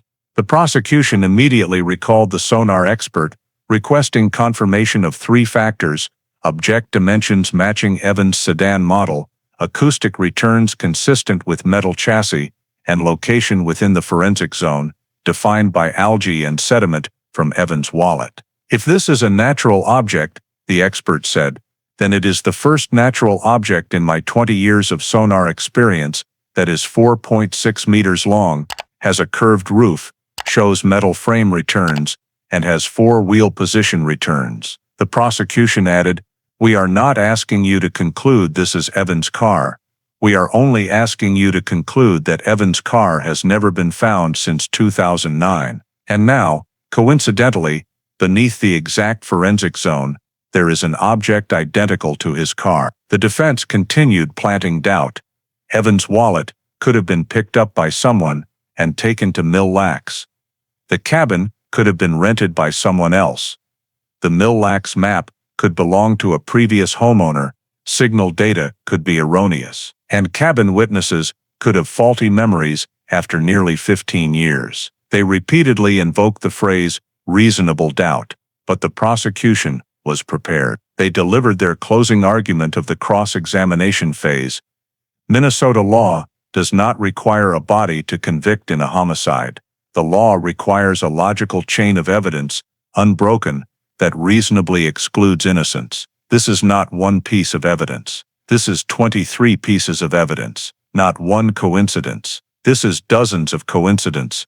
Messages, transactions, cell signals, cabin witnesses, marked map, wallet forensics, lake bottom sonar. Ariana Clarke was present at every point Evan appeared, and present at the final point Evan disappeared. That is not doubt. That is logic. At the end of cross-examination, the courtroom atmosphere was taut as a wire. The defense had tried to deny each puzzle piece, but the prosecution had reassembled them all into a consistent structure that none of the defense arguments could break. On the jury bench, no one looked away. Because, despite no body, the story before them was no longer a directionless disappearance. It was a complete logical journey, with every step, every perfect match, leading to an unavoidable conclusion. The sentencing day took place on a cold afternoon in late December 2024, when the entire Hennepin County courtroom fell completely silent, awaiting the final verdict. After weeks of intense trial, the jury had entered deliberations that morning, carrying the full chain of evidence the prosecution had arranged into a logical sequence from Minneapolis to Bloomington to Mille Lacs Lake. A journey with no remaining gaps for reasonable doubt. After nearly 6 hours of discussion, the deliberation room door opened. The jury's footsteps echoed in the courtroom, and as they took their seats, the air grew so thick that every movement felt heavy. The judge asked, "Has the jury reached a verdict?" The foreperson stood, holding the verdict form, voice calm but resolute. "We have reached a verdict." He looked toward Ariana Clarke, sitting at the defense table, hands clenched white, then read clearly. "We find the defendant Ariana Clarke guilty of murder in the second degree." There was a near absolute silence. No one in the room breathed louder than necessary. Evan's family, his mother, who had waited 15 years for an answer, raised a hand to her mouth, then bowed her head into her hands, not crying aloud, but shaking with the release pent up for over a decade and a half. Reporters in the room dared not raise cameras immediately. The atmosphere was so solemn that everyone needed time to absorb the meaning of the moment. Ariana sat motionless. No strong reaction, no screaming, no surprise, only staring straight into the space ahead, eyes empty as if time had just crushed all the denial efforts of the trial days. The defense attorney placed a hand on her shoulder, whispering something, but Ariana did not respond.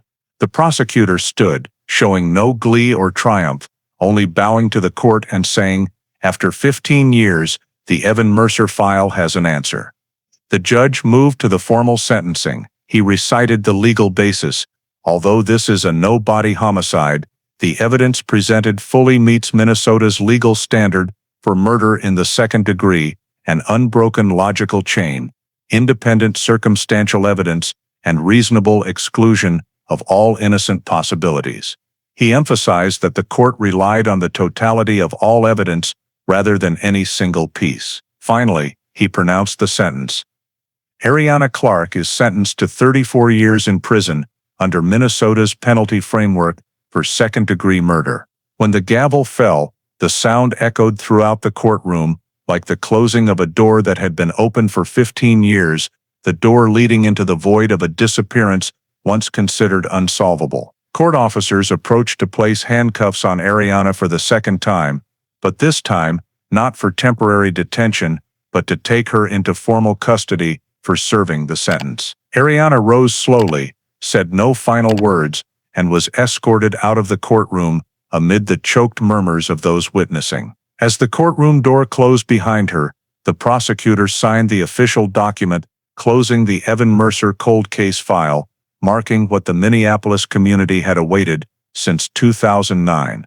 The mysterious 15-year disappearance had finally been resolved. On the court record, the final line added to the file read, "Case resolved, December 2024. The story of the Evan Mercer case and the 15-year journey to solve a missing person file is not only a personal tragedy for two individuals, but also clearly reflects issues very much present in American life today. The power and the risks of technology, the complexity of personal relationships, and the essential role of transparency in criminal investigation. Ariana Clarke's repeated changes to her statements, deliberate creation of time gaps, or mysterious appearances in Bloomington and Mille Lacs Lake, while denying them for 15 years, reveal an important reality. Truth can be delayed, but today's data and technology make it very difficult to conceal forever. New technologies, such as BlackBerry decryption, micro-expression analysis, AI mobile signal interpolation, or lake bottom sonar, exposed what was beyond investigative reach in 2009. This is a reminder that in modern American society, where every action leaves a digital trace, attempting to hide the truth with inconsistent statements is almost impossible to sustain long-term. The story also reflects another reality: small personal conflicts, if not handled healthily, can lead to irreversible consequences. The tense message chain between Ariana and Evan, messages Evan tried to send to create distance, shows the danger when one person does not respect emotional boundaries. This is a very common issue in American society today, where intimate partner violence often begins with small signs like stalking, control, or excessive jealousy. The lesson is respect others' boundaries, seek help if you feel you are in an unsafe relationship, and trust your own instincts when something feels wrong. Finally, the case reminds us that although justice may come slowly, it can still arrive if society continues to invest in transparency, data, and persistence in pursuing the truth. Thank you for following to the end of this 15-year Minnesota cold case story. If you want to continue joining journeys to rediscover truth like this, please hit subscribe so you don't miss any videos. See you in the next episode, where we continue exploring cases that seemed forgotten but are still waiting to be unlocked.